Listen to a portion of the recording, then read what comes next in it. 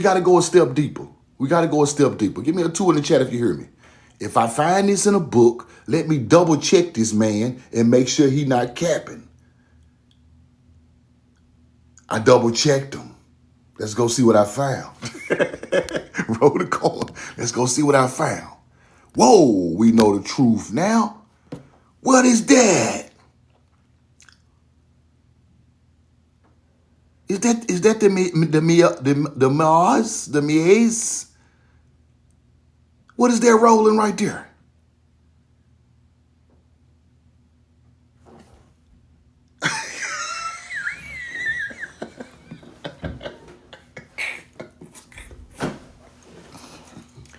Now,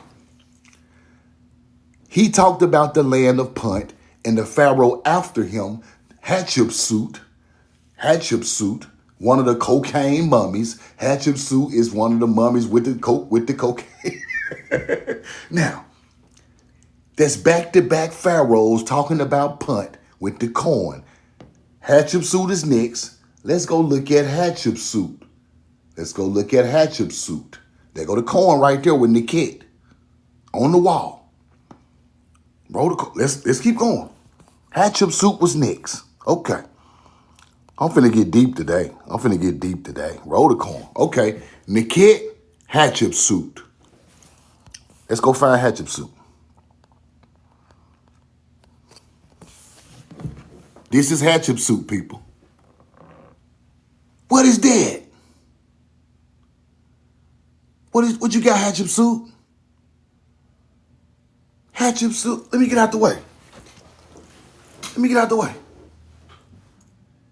Hatshepsut, rolling corn. Now, Hatshepsut, now watch this. Hatshepsut was a Nubian. Look at the bottom. Hatshepsut was a Nubian. You see it, right? Carried by a Nubian servant to Hatshepsut. Nubian. I told y'all the Nubians and the Kushites rolled the corn. Didn't I teach you that? The Kushites and the Nubians the same people. Didn't I teach you the Kushites and the Nubians came with the Nubians, bring that corn to Hatshepsut right there. You see Nubian servant of Hatshepsut? You see that? In the temple of the queen Hatshepsut, Maize, you see that, right? Screenshot that. Now, Hatshepsut said, this is gifts for the elite in Egypt, and I bought this from the land of Punt. I got this from the land of Punt. On the murals in Hatshepsut's tomb, she has boats, people, large boats. Hatshepsut was moving around by this point. People had already been moving around on boats for years before Hatshepsut ever came. Hatshepsut had a boat. She said she went to the land of Punt and got corn and some more things that I'm going to show y'all today. Because my people going to learn the truth. Yes, we're going to learn the absolute truth. If I got to break it down day by day and teach it, that's what the fuck I got to do. If that's what I'm here for, that's what I'm finna do. The corn must roll.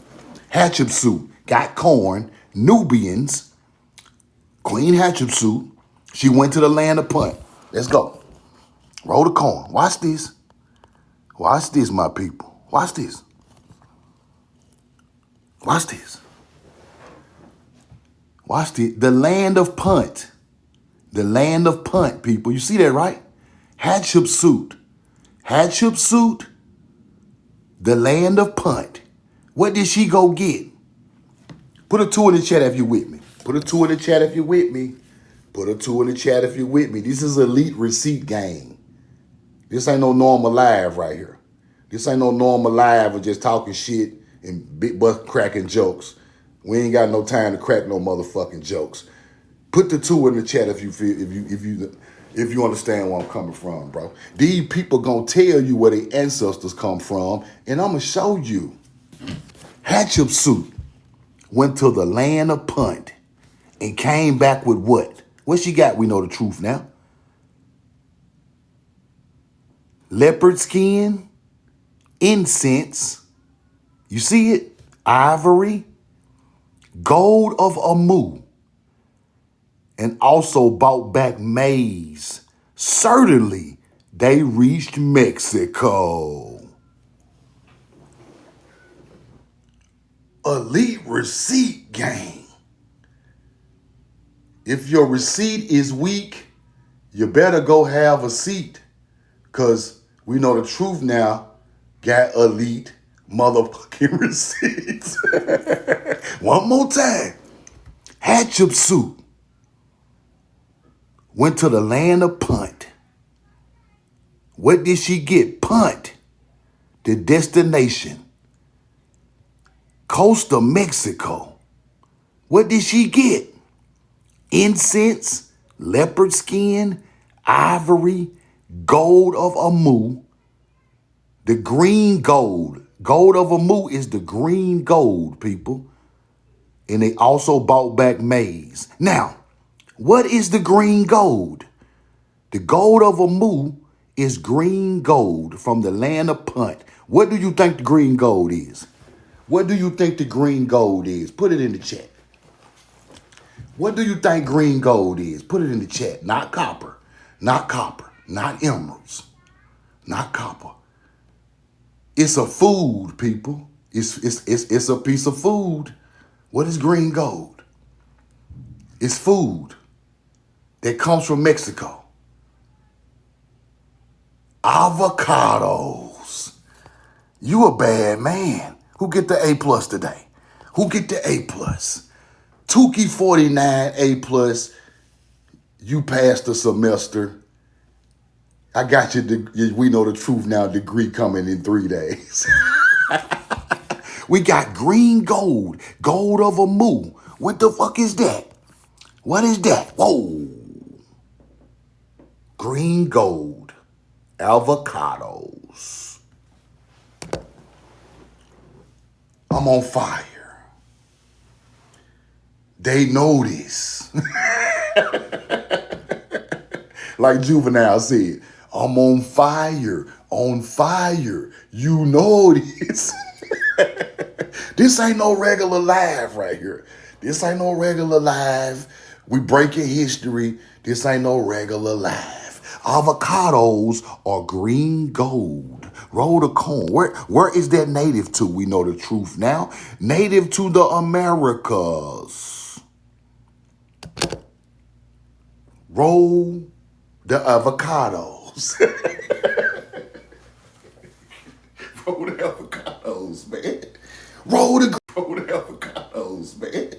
Roll the green gold. Put the avocado in the chat. Put the avocado in the chat, man. They don't know no better. They don't know no better. They over there studying these people. They can't even lead you to their ancestors. James Atkins. Let me pin James Atkins. Put the avocado in the chat. They come from here. They trying to teach you about Egypt, and they not going to teach you where these folks' ancestors came from. Somebody came over there and taught them something, mixed in with them, and taught them about their real ancestry. You think these people dumb? They building pyramids, but they dumb. Don't nobody know where they come from. They just over there building pyramids. This is what y'all want to tell us. Them people ancestors come from here. Mexico. Teotihuacan. That's the spot. I already told y'all, Teotihuacan, Temple Mayor, that's the spot they was going to. They talked about it in the Book of the Dead with the 2-staircase pyramid. I ain't even gonna break that down. That's a whole nother live. Let's stick to the thing. Let's stick to the truth. Roll the corn. Green gold and corn. Gold of Amu, that's avocados. Avocados are green gold, and they come from America. Let's keep going. Let's keep moving. Now, the land of Punt. The land of Punt. The land of Punt. Scholars believe that Egyptians considered the land of Punt their ancestral homeland. I'm on fire. I'm on fire. You know this. Their ancestors originated from Punt.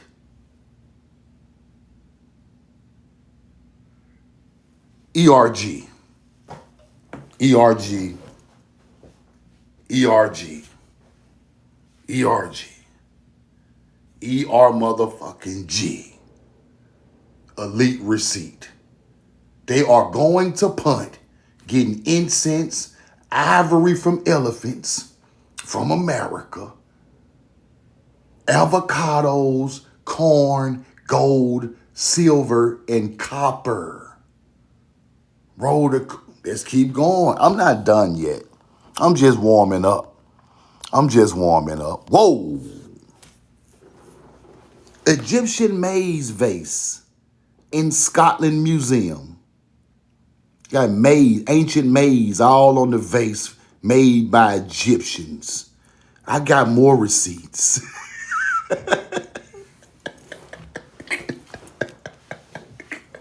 I got so many receipts. ERG. Why y'all putting that maize on them vases, Egyptians?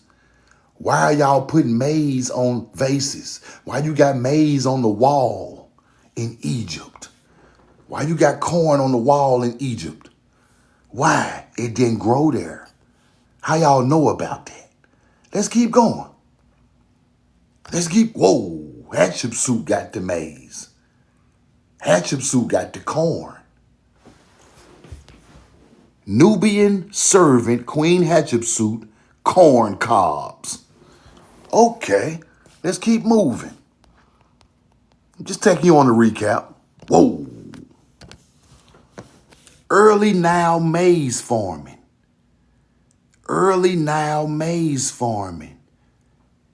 They got maize all over this old ancient maize on pottery from Egypt.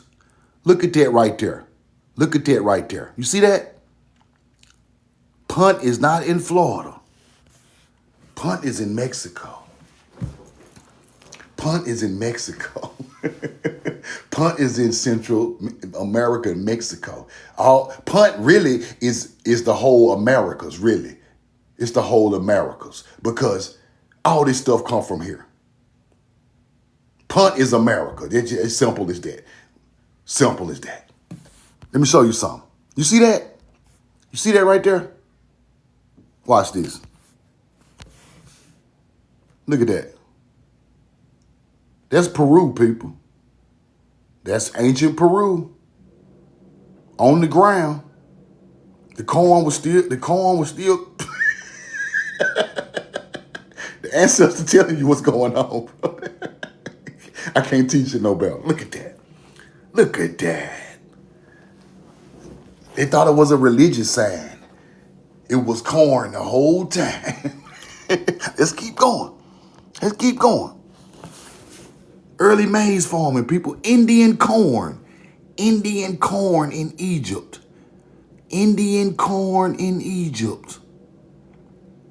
Roll the corn. They know the truth, but we finna find out. Let's keep going. I got 40 receipts for y'all today. That's how I feel. Whoa.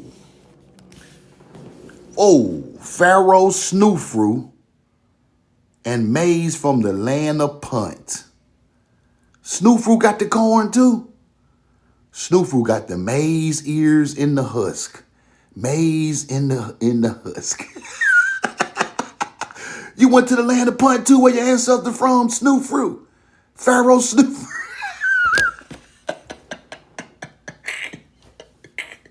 Everybody went to Punt. Everybody took a vacation to Punt. Everybody in Egypt knew where the ancestors came from, and they came to Punt. The land of Punt is in Ethiopia. Come talk to me. Where you at? Benny. Come holler at me. How you doing, brother? I'm doing all right. How you doing? I'm blessed, man. I'm blessed. It's my first time hearing someone say that Punt is in like the Americas. I never heard that claim before. So I just wanted to ask you, like in a respectful way, like Okay. what made you like what made you find this out or like, you know?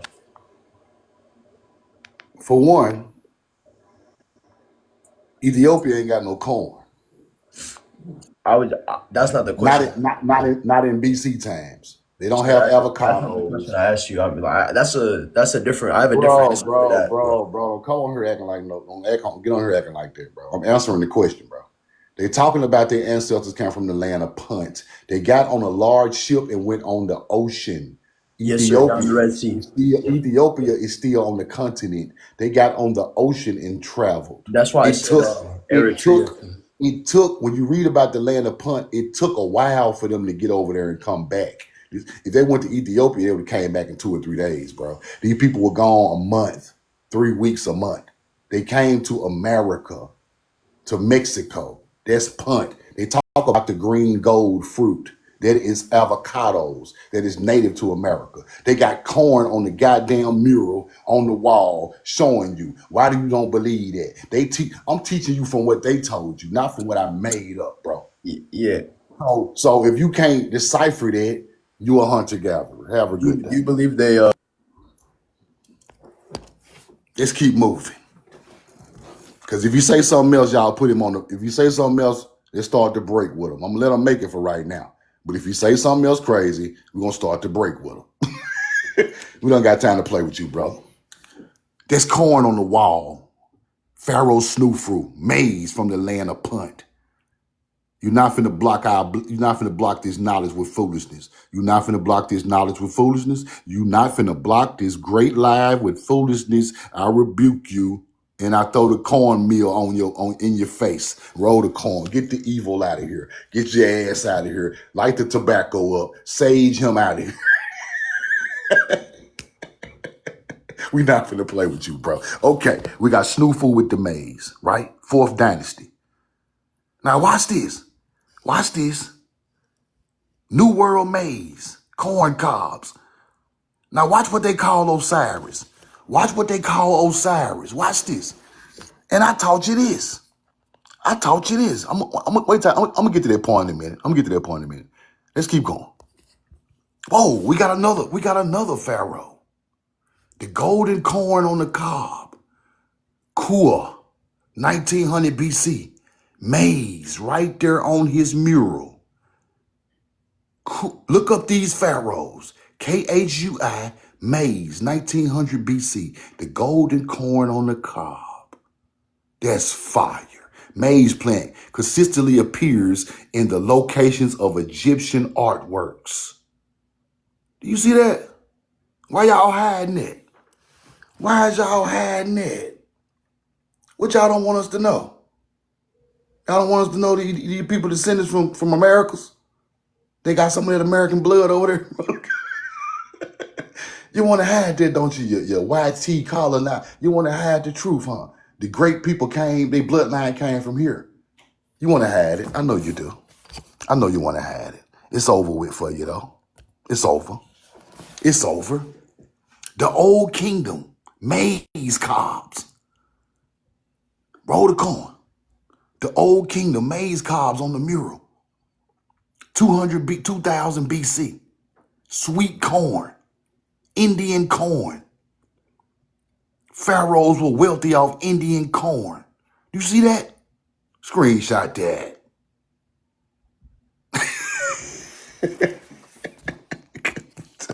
Fire, fire, fire, fire. Whoa, I got the real one. Hold on, I gotta shrink that. I got the real one. Don't have no fear. We know the truth now. I was here. Have no fear.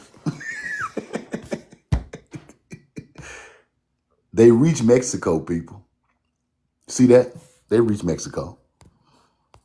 While you out here playing like you don't know where Punt is. I'm gonna show you where Punt is. Let's keep going. Let's keep going. Osiris corn beds. Uh-oh, now we finna get deep. The corn of Osiris. Now we finna get deep. Effigies of Osiris. The maize of Osiris. Osiris corn beds. Roll the corn.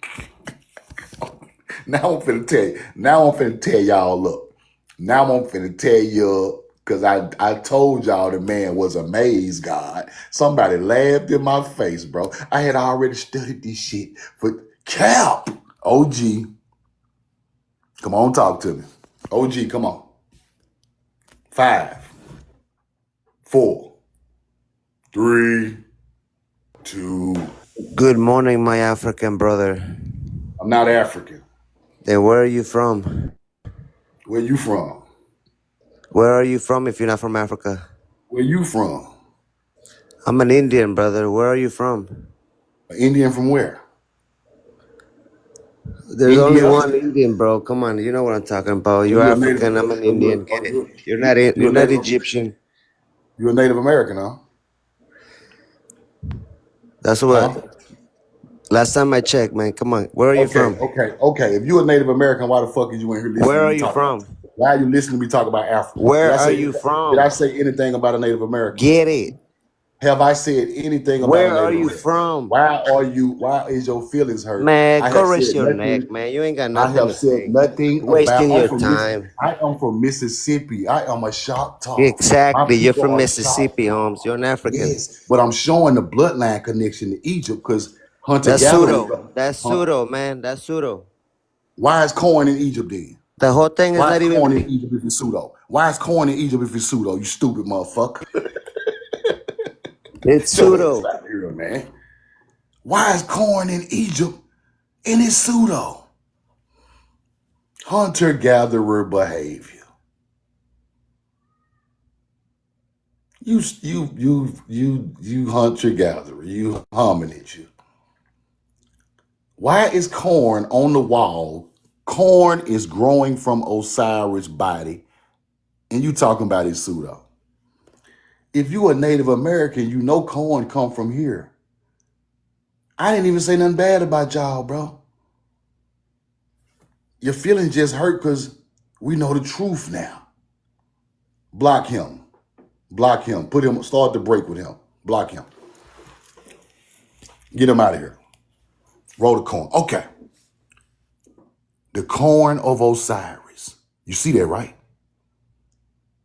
This is what they praising over there. The corn deity Osiris. Roll the corn. I can't teach it no better. Get your stupid ass out my life. We ain't got time to play with no hunter-gatherers today. We ain't got time to play with hunter-gatherers. Y'all go figure it out what y'all got to figure out on your own. I'm not here to teach you.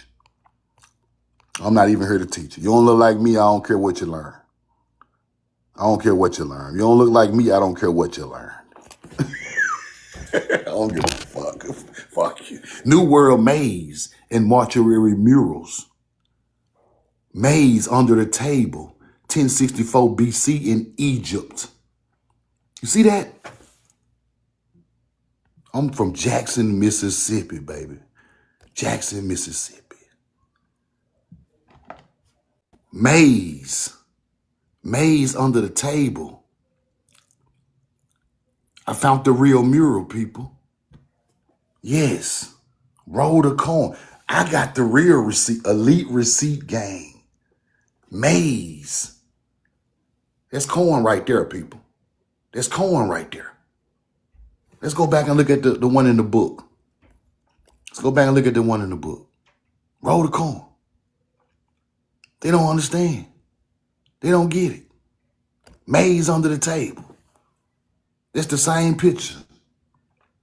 It's the same picture.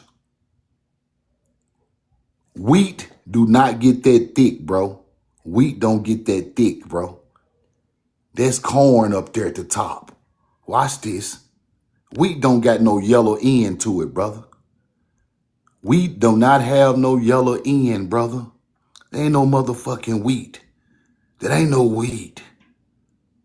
That's corn right there, big dog. Roll the corn. I can't be debunked. I already studied this stuff. You go play somewhere else. Go find you somewhere to play. Whoa. Seti. Seti with the corn. Right there. Corn. General Seti. General Seti. Why are you why are you on YouTube steady trying to make people come from Africa, bro? And the man you name yourself after is rolling the corn in Egypt. Y'all niggas lost. Y'all lost. You don't know no better. You don't know no better. You're teaching Egyptology, and the man you name yourself after got corn on his mural. General Seti, new flat corn, Seti the first, shows Pharaoh losing incense into a hard handheld burner. That is an incense. I told you they came to America and got the incense. Didn't I just tell you that? Rows of corn lying horizontally below the grapes. I can't teach you no better. Your name, Seti, and you don't even know the corn road. Seti had the corn from Punt, too. These nigga, bro, I swear. Y'all can't teach me nothing. Y'all can't teach me nothing. Y'all can't teach me a motherfucking thing. None of y'all can't teach me nothing. Y'all ain't telling the truth. Y'all just acting like everything come from Egypt and Africa over there getting paid to do it, bro. Y'all some sellouts. The ancestors gonna get y'all. The ancestors gonna get you. I'm gonna let them deal with you. They already on Billy ass right now. They on Billy right now. They on Billy right now. Decadent era maize, 30 BC. Decadent era maize. Maize was transforming over there. They had it so long, people. And they got it from here. Corn and husk leaves. How many pharaohs got the corn on the wall, bro? How many pharaohs got the corn on the wall? How many I got to show you? Let's keep it moving.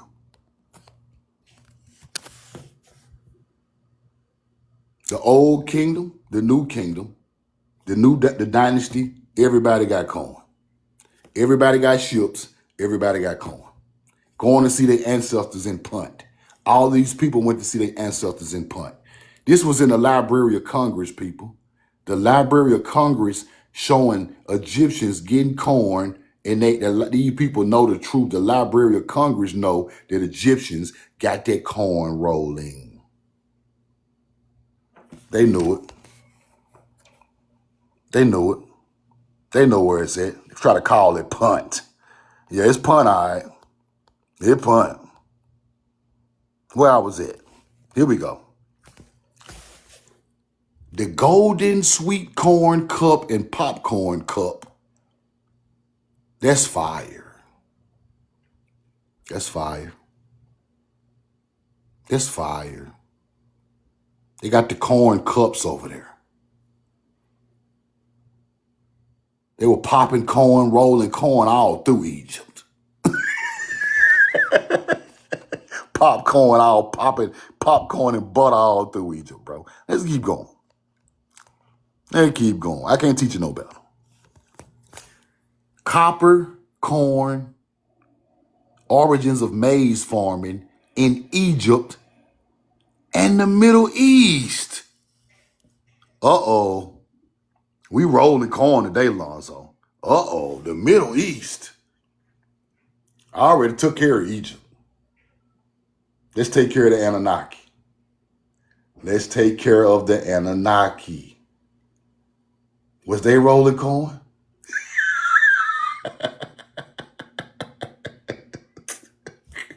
Let's go. Let's go.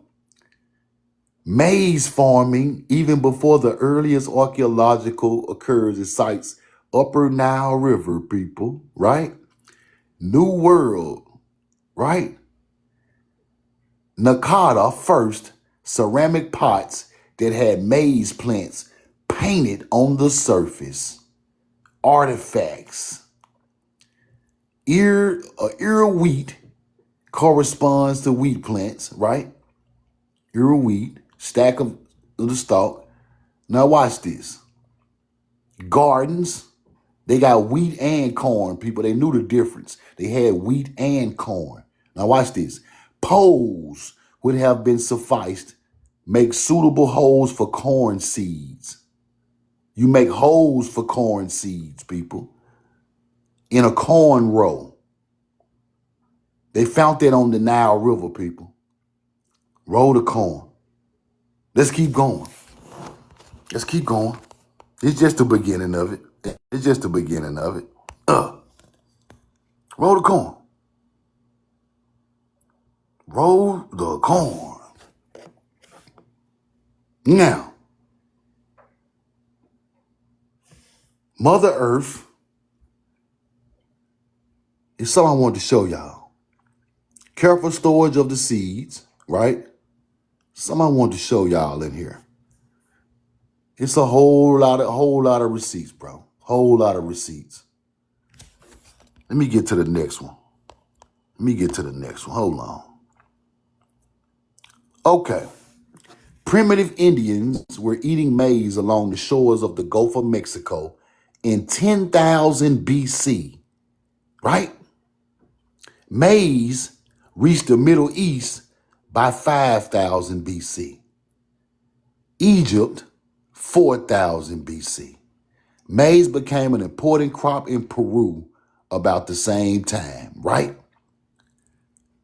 BC, maize farming reached India and China. As far as we know, maize diffusion across the oceans did not result from wind or migratory birds.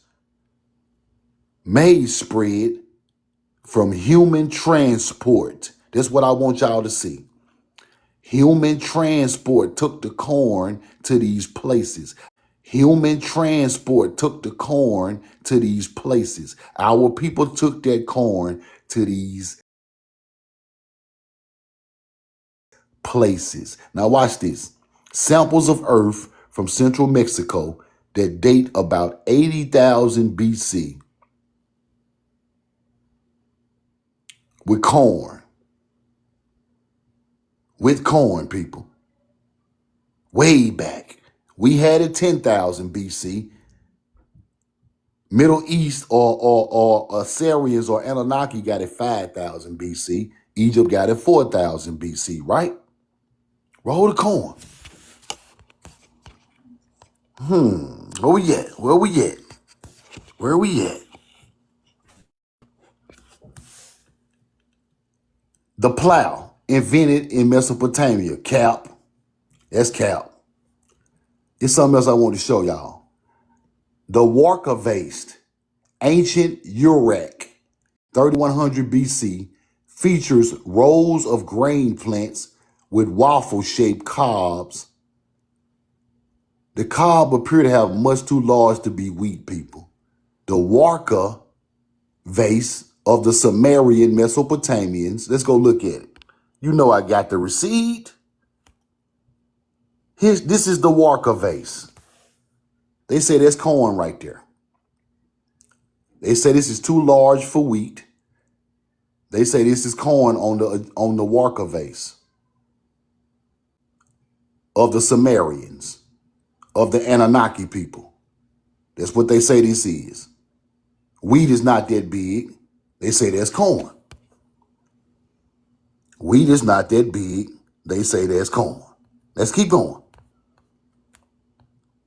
Let's go look into Samaria. Where I was at. Warka vase. Okay. Warka vase right here. The presence of maize in Babylon is evident from the kinds of farming equipment that they use for corn drills and plows. Corn rolls in Mesopotamia. Maize farming. Mass production corn roll farming in Mesopotamia, or the Fertile Crescent. That's why they called it the Fertile Crescent. Here we go. The first fired bricks are used in Egyptian and Assyrian cities at about the same time. What are the name of those fired bricks? We know the truth now taught y'all the real shit. They taught y'all the bullshit. I taught y'all that real shit. What are the name of the fired bricks? Adobe. A plus for she's diesel. A plus, you get your We Know the Truth Now plaque in 3 days. Adobe, irrigation, trade, all of that came from our people. The first Adobe brick was done in America from red clay, straw, mud. The sun baked them. They stacked them up and they made structures out of it here first. So why the hell they got cornrows in Mesopotamia? They got Adobe brick, built their cities. Bricks are used in Egyptian and Assyrian cities at about the same time. Built their cities with Adobe brick. New World Maize seems to play a vital role in the old world. New World Maize seems to play a vital role in the old world. It fed them motherfuckers. It fed their ass. It fed them. It fed them. Our bricks made their buildings and we fed them. Ain't no aliens. Ain't no aliens. Just Thai Americans teaching people how to be great in different parts of the world. It's just that simple. My story never changed. People change their story every day. My story don't change, bro. I told y'all this from day one. After I researched this and saw everything these people, when I got into the real books, this is what it all said. The corn fed the armies. The corn fed the people who built the pyramids. The corn fed the kings and the pharaohs and the chiefs. The corn fed everybody.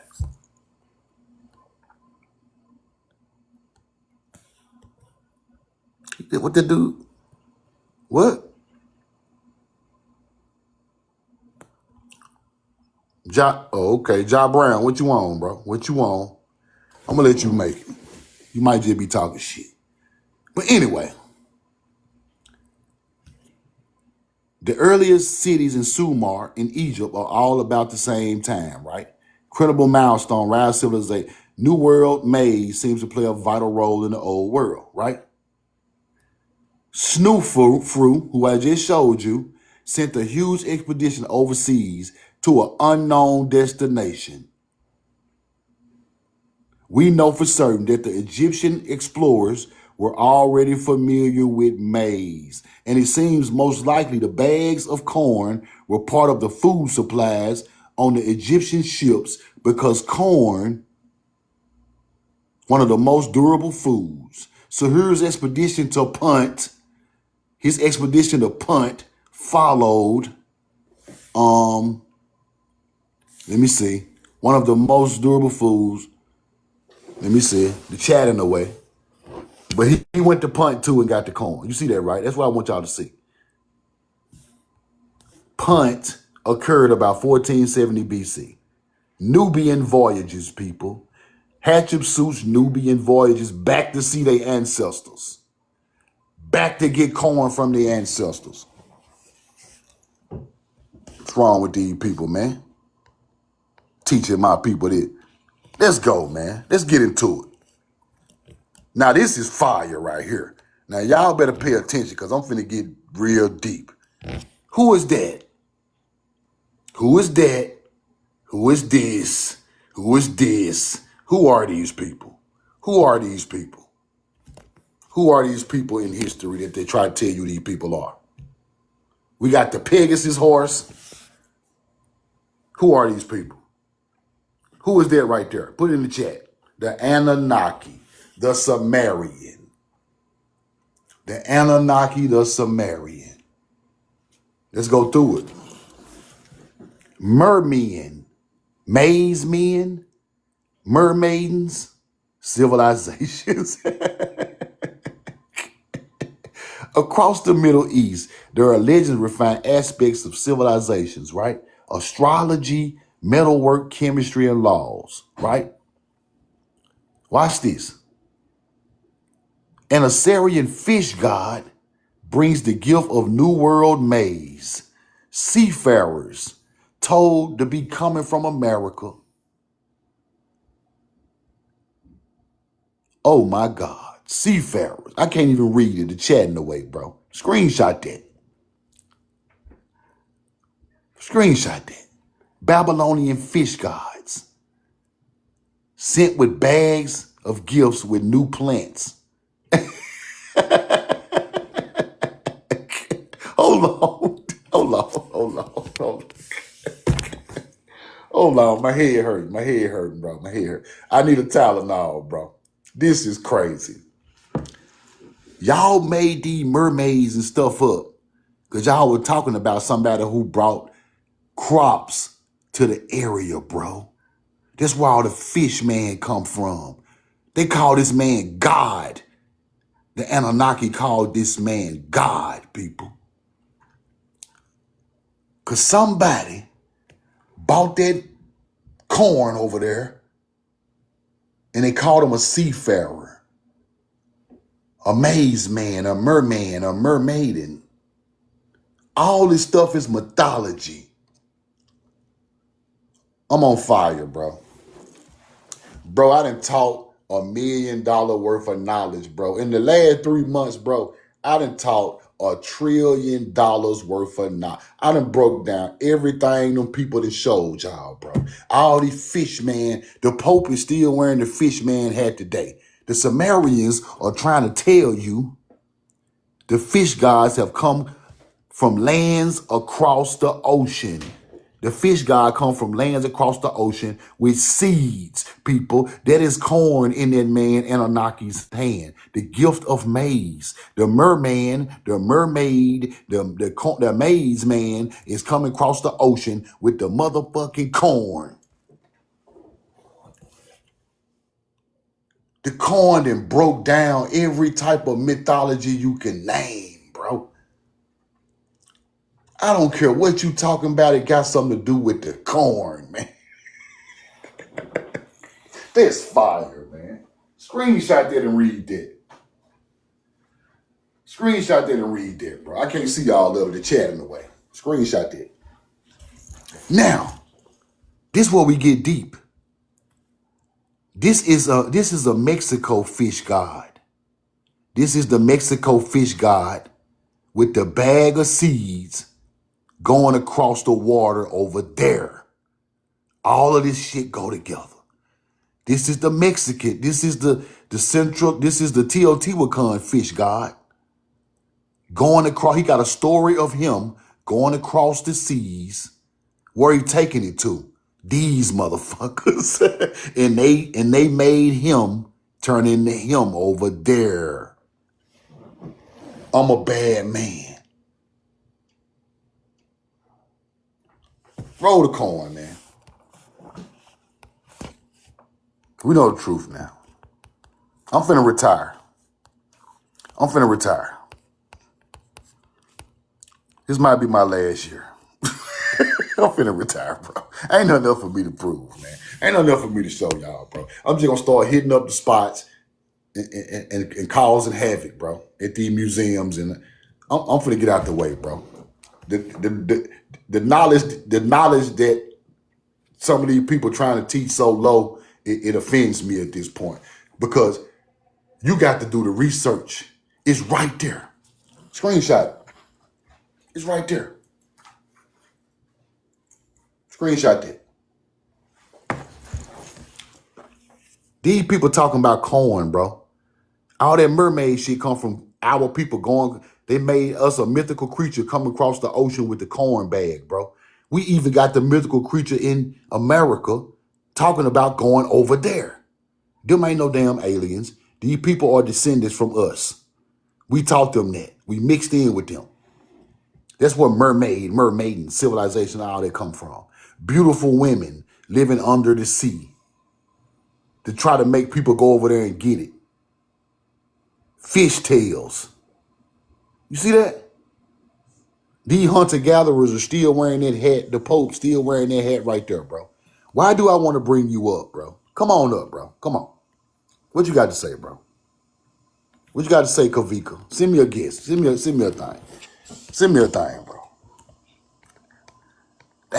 Roll the corn. Let me keep going. Let's keep going, bro. Let's keep going. Clues to identify Mexican corn in the artifacts in the Middle East. Sumar, maize glyph. That is a maize glyph in Sumar. Let's go back and look at the pottery. You see that? Maize glyph.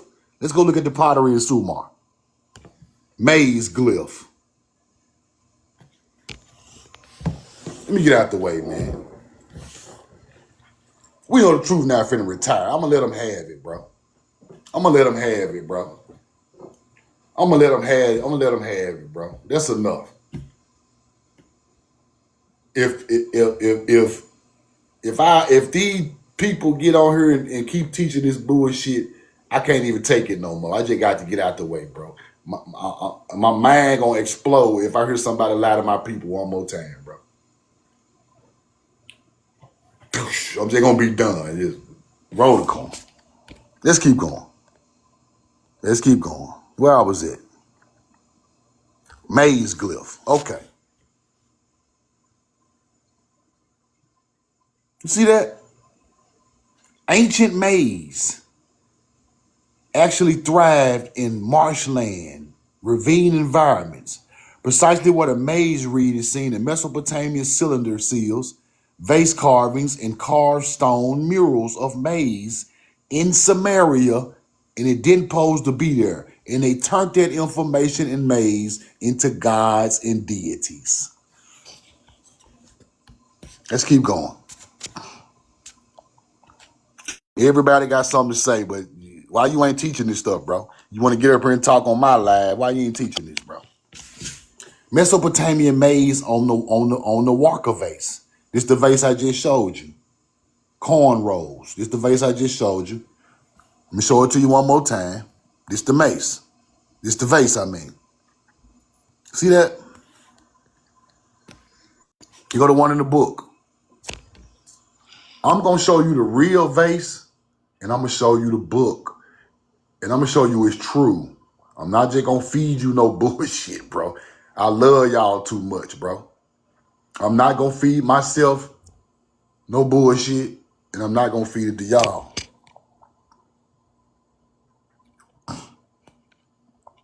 We worth more than that. Our people are worth way more than that. They're trying to end my life, bro. What's going on?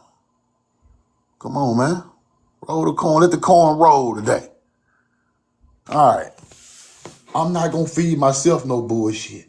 And I'm definitely not going to give it to y'all. Y'all are worth way more to learn the truth than anybody else on the face of this earth. We deserve the best, the truth, the real, we deserve the real teachings of our ancestors, bro. We don't deserve nothing else. We deserve the best. Just like everybody else deserve the best at our expense, we deserve the best knowledge. We deserve the best everything. Because our ancestors came up with this, bro. This is not even their culture. This is our culture. That's why I asked the Native American dude, why are you in here, bro? I'm not even talking about y'all. This ain't even got nothing to do with y'all. This is 2 or 3,000 BC, what I'm talking about. This ain't got nothing to do with y'all. You just got hate in your blood. You just a hunter-gatherer. This not even your culture. Why are you mad? I'm talking about Egyptians and corn. That's it. Roll the corn. Okay. There go the vase.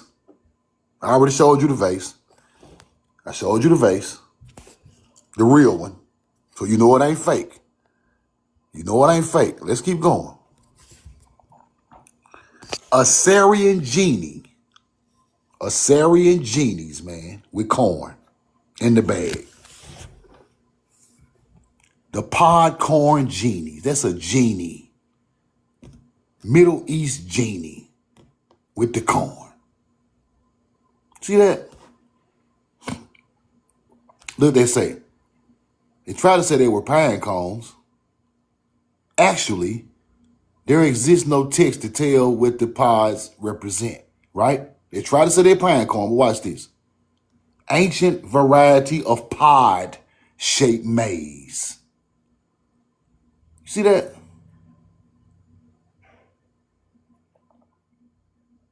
Just corn, people, with the corn seeds, with a genie. Now I'm gonna show y'all where all this genie stuff come from too. We're gonna break that down too. Let me see that in this receipt right here.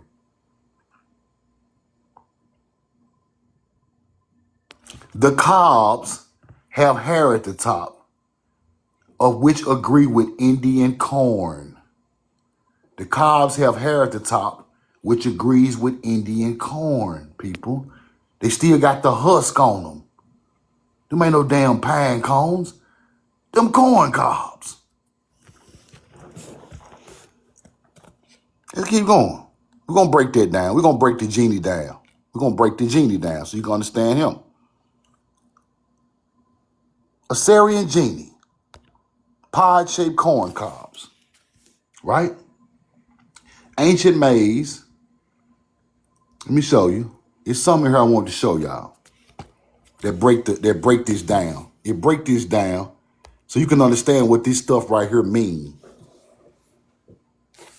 Here we go. Inspired corn cobs have inspired the fertility talisman of the Assyrian. Fertility in corn is that's what the meaning of him is. That's what the meaning of that is, bro. Duke Deuce, what up, bro? What up, my brother? What up, fam? Roll the corn. The corn, right? American corn belt, Egyptian, an American corn belt. What that is? The Egyptian, hold on, bro, hold on. Slow down, bro. Slow down, man. Now, I saw this same artifact in Ecuador and Peru. The same exact artifact was found in Ecuador and Peru. That's where they got this from, people. This is not a Sumerian artifact. That artifact came from here. I even found the Olmec with the same stands with the corn on a mural. Olmec the same way. I got the receipt. Don't never think I ain't got the receipt to bag up what I say. I got the receipt. Pod corn, people. Now watch this. Watch this. Growing across the Mexico region, as well throughout the Mediterranean and the Middle East. It may not look like much, but this type of pod-shaped corn help humans make the transition from hunter-gatherers.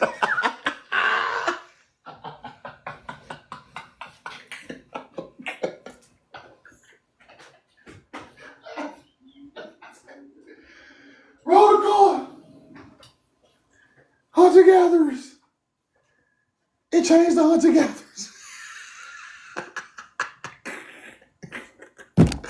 We help the hunter-gatherers.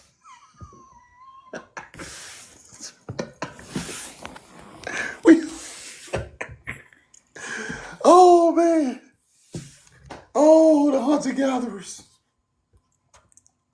I can't teach it no better, bro. The hunter-gatherers. What it do? What it do? We know the truth now. It made the transition from a hunter-gatherer type of culture living in the margins of survival to the thriving civilizations of Egypt and the Middle East. Corn built Egypt and corn built the Middle East. Corn built the Mesopotamia. Corn built the Fertile Crescent. Corn built Egypt. Just like I taught y'all. This is a fertility deity of corn with the American corn belt on. Look at American corn, a farmer's market variety from American corn belt, right? That's crazy. Hold on. Pod-shaped maize ears make for perfectly good eating. Ancient maize, resembling a host of pod-shaped corn cobs, could have inspired the fertility talisman of the Assyrian genies. Let's break it down. It's so much corn rolling. Corn is rolling all over. Keep the corn rolling on the tide line. Can't teach it no better, clear choice. You can't teach it no better. Ain't nobody showing that. They just playing around on the internet, playing. I ain't playing, bro. We must learn the truth. Now, let's get back into reality. This is the Pegasus, right? You see the corn? The Pegasus with the corn. Now, what do you think the Pegasus was in real life? What do you think the Pegasus was in real life? Put it in the chat. What do you think the Pegasus was? Just use common sense. What was the Pegasus? Not an airplane. A regular horse. But what did he do, James Atkins? What did he do? What did the horse do? What did he do? The horse and the plow. The horse and the plow. He plowed that field. We made him a deity. He plowed that field. They made him a deity. He is a workhorse. He got that field right for the crops. That's what the Pegasus is. Let's go through it. Historians speak about agricultural revolution, the Fertile Crescent of Mesopotamia. In order to have a revolution, the farmers needed a revolutionary plant. The plant was not wheat. The plant was not wheat. Millet, rice, soybeans. I gotta read it, bro. Ancient arts of Babylon. None was more prolific than maize, right? I gotta read. I can't see it good, y'all. Hold on. Y'all screenshot that too. Screenshot this. Screenshot this.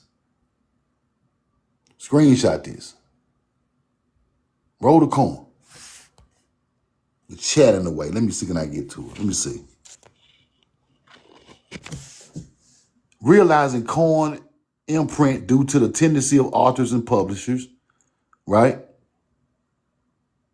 I could barely see it, but I'm gonna try to get through it. Panels of corn cob rows of corn plants is coming, which is rarely seen, but this is what they talking about. Ancient art of Babylon.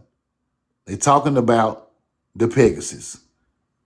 Ancient art talking about this horse who plowed the field. I gotta get some more receipts on this. But let's keep going. Let's keep going. Large seeds is maize. Small seeds is wheat, people. Large plants, small plants. Maize, wheat. Large plant is maize with the large seeds. Small plants is wheat. Now, on the wall in Egypt, they got the large seeds. This is what you call sow a seed in the Bible. They dropping the large seeds out of some type of contraption, roll in the corn. When they say sow a seed, you are walking and throwing the seeds while they plant them. That is what that is for, people. Here we go. Let's see, can I read some of the bottom? Many cereals versus mega grains. Mega grains is the corn. Size matters when it comes to growing grains. Most grains have tiny seeds and they are scattered seeds across the top of the field. Maize seeds are 10 times larger than seeds of wheat, millet. They require insertion beneath the surface. We see those two distinct kinds of farming in Egyptian art: surface scattering and corn row plowing. You plant wheat and corn two different ways, people. This is science. This is ancient ancestors teaching you how to do different agriculture to feed your people. You plant this corn one by one in a corn row. You can just throw that wheat out there.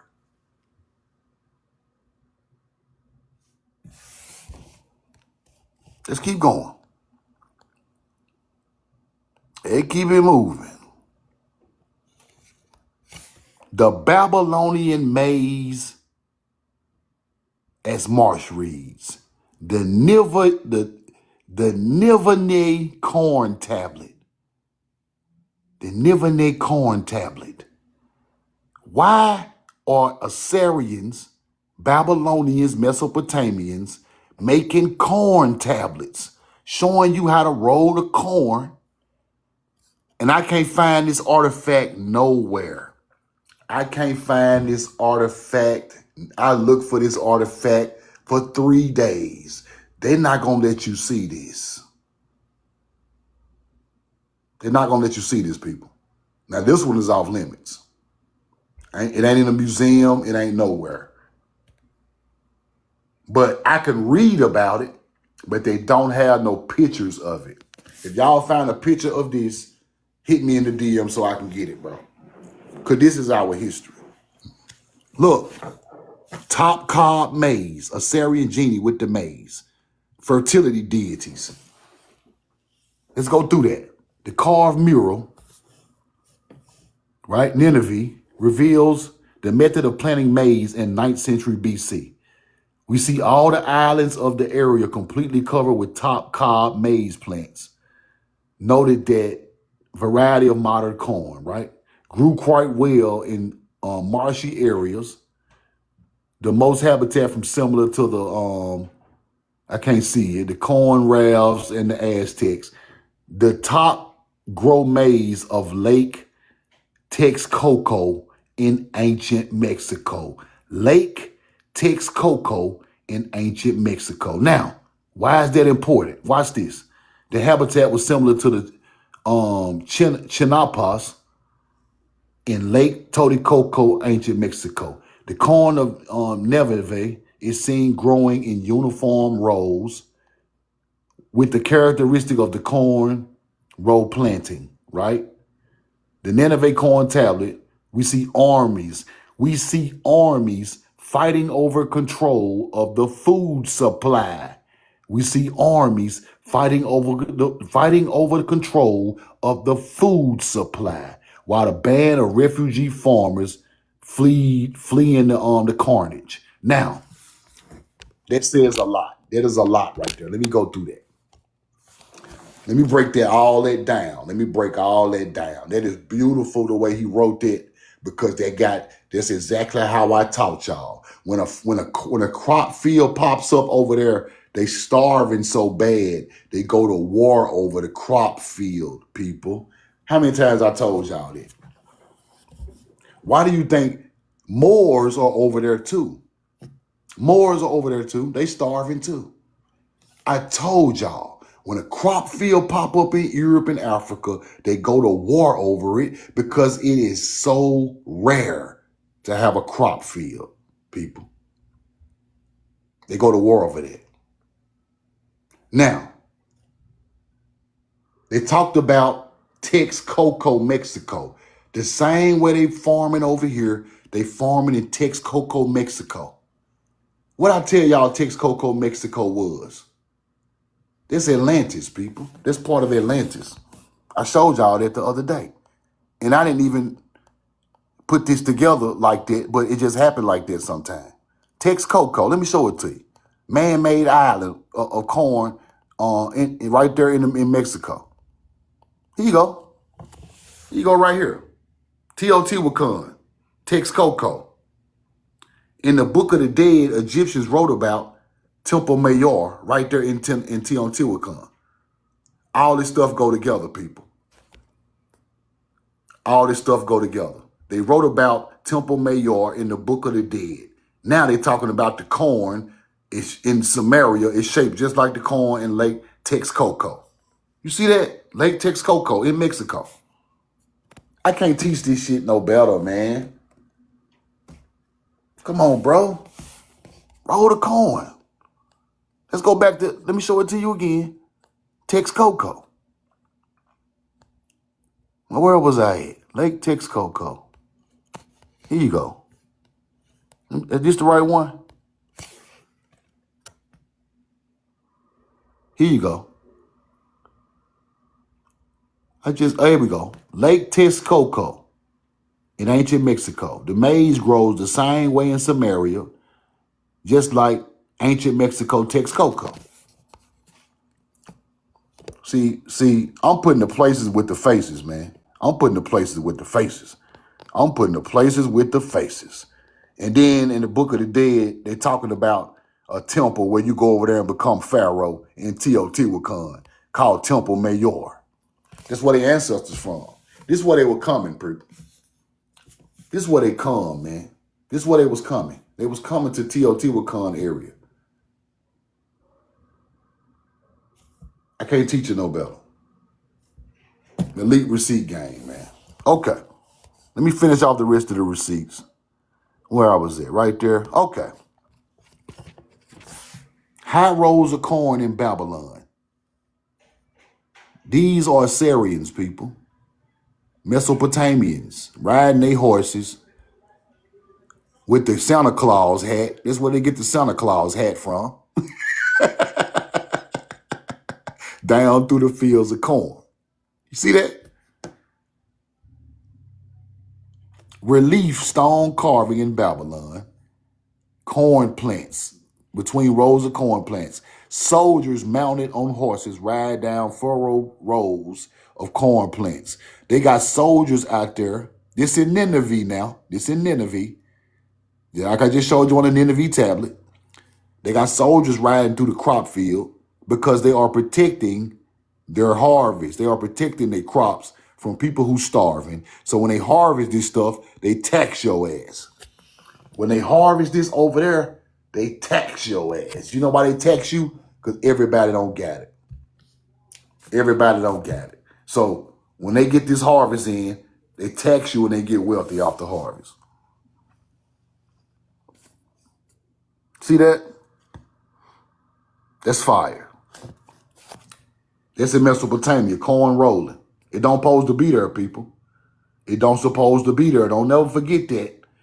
Throughout history, they told us it wasn't there in Egypt and in Mesopotamia. Throughout history, they told us it was not there. It was there. They can kill all their lies, bro. Yeah, I'm going hard today. I'm going hard today. I ain't got no other choice, bro. I ain't got no other choice. Now, the Babylonian seed drill, planting corn seeds. Seed drill, row planting large seeds. The Babylonian device that was mounted on a plow was known as the seed drill or the corn drill. And I told y'all that same corn drill was over here way before they ever got it. They found the corn drill in the mounds. It was useful only for inserting large seeds deep into the soil along the furrow of big seeds for corn. Middle East realized the process of planting large seeds could be speeded up by using a plow or metal tip shear to cut a furrow into the soil, right? With the bull or with the horse or whatever. Roll the corn. You see the corn? Babylon, Egypt. Babylon, Egypt. Same teachings. Same teachings were done over here way before they got it. Shallow plowing during the Old Kingdom Temple mural, Egypt. The Babylonian seed drill, 1000 BC. Same teaching. Corn. That's where this come from, people. That's where this come from.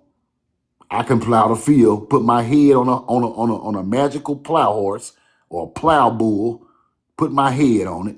Now I am a fertility corn god deity.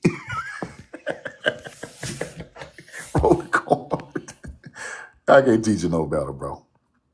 I can't teach you no better. Okay. I think that's everything, bro. I showed y'all this.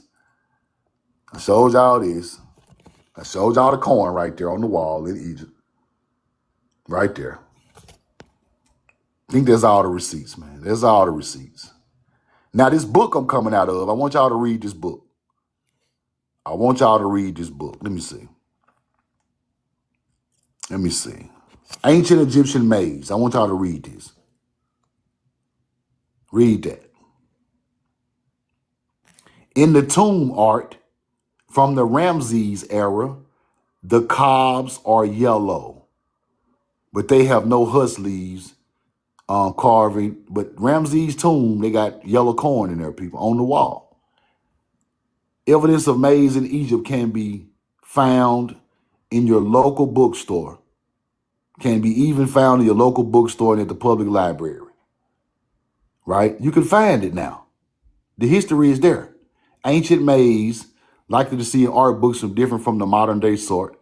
They are used as seen in the supermarket, blah, blah, blah. But they talking about the maize was a little different back then, but it still was corn. They were still cultivating. The portrayal of corn in tomb art becomes more stylized. General Seti's tomb has a mortuary display in which the maize ears are shown bare. Come on, man. This the book right here. This the book. This is the book. Gunnar Thompson, Ancient Egyptian Maize. Look at that. This the book. Y'all go read that book. This book gonna tell you the real history. And I researched this book. Before I put the information out about this book, I researched it. And everything he's saying is true, bro. I just ran down through all of it for my people. Assyrians, Babylonians, corn, Egyptians, corn, coming from Mexico or Central America area, which had already evolved after becoming mound builders from North America. Central America was the height of the Mexico was the height of the American culture. Because they was getting attacked. Mound builders got attacked in North America, but they still became melanated Indians. All the same bloodline over here. Mound builders, the people who built Old Mix, Peruvians, all them people got ancient blood from over here. And they went to Africa, taught them people that, mixed in with them, and them people learned the stories from the Kushites. And the Kushites brought them people back over here and taught them about Punt and their ancestors. Why do you think they even know about Punt? Nubians taught them about Punt. Let me show you that again. Which I taught y'all this the first time I taught it, I taught you the truth. Nubians taught them about that. What Hatshepsut at? Here we go. Nubian servants with the corn, people. Look at the bottom. Nubian servants, Queen Hatshepsut. Nubians from here.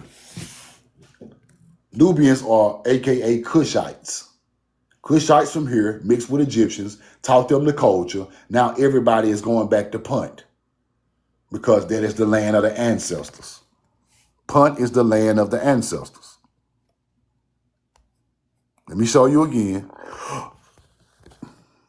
Punt, considered the land of Punt to be the ancestral homeland of Egyptians and Kushites.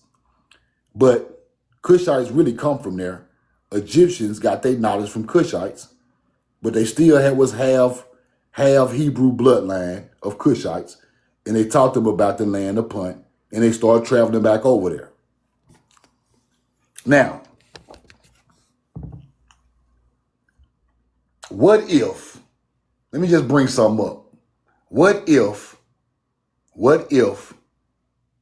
the American Southwest, what if these people went all the way down there and went all the way up to the American Southwest, bro? And went to the Grand Canyon or went to the Four Corners like a pilgrimage or what if? What if? Them people could have came over here and done all type of stuff, bro. Because their ancestors were from here.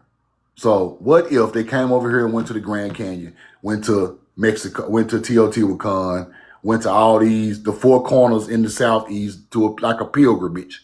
What if these people done that, bro? Coming back to come to their ancestors' land. That'll be fire, bro. That's fire. Just something to think about. Just something to think about. Cliff dwellers, all these people ancestors, bro. The mound builders are the cliff dwellers' ancestors. Now you see where I'm going. All of this come through America. All of it. Roll the corn, man. I can't teach it. Y'all done wore me out. Now I got to put the corn on Peru in the background. Y'all don't want me out, bro.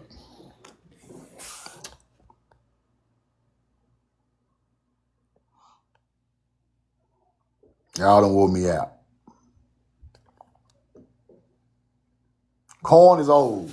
Corn is very, very old, bro. Very, very, very old. They say corn. They say they found ancient minerals in the ground with 80,000-year-old corn.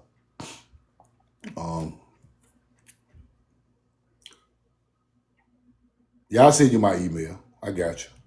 You can screenshot that.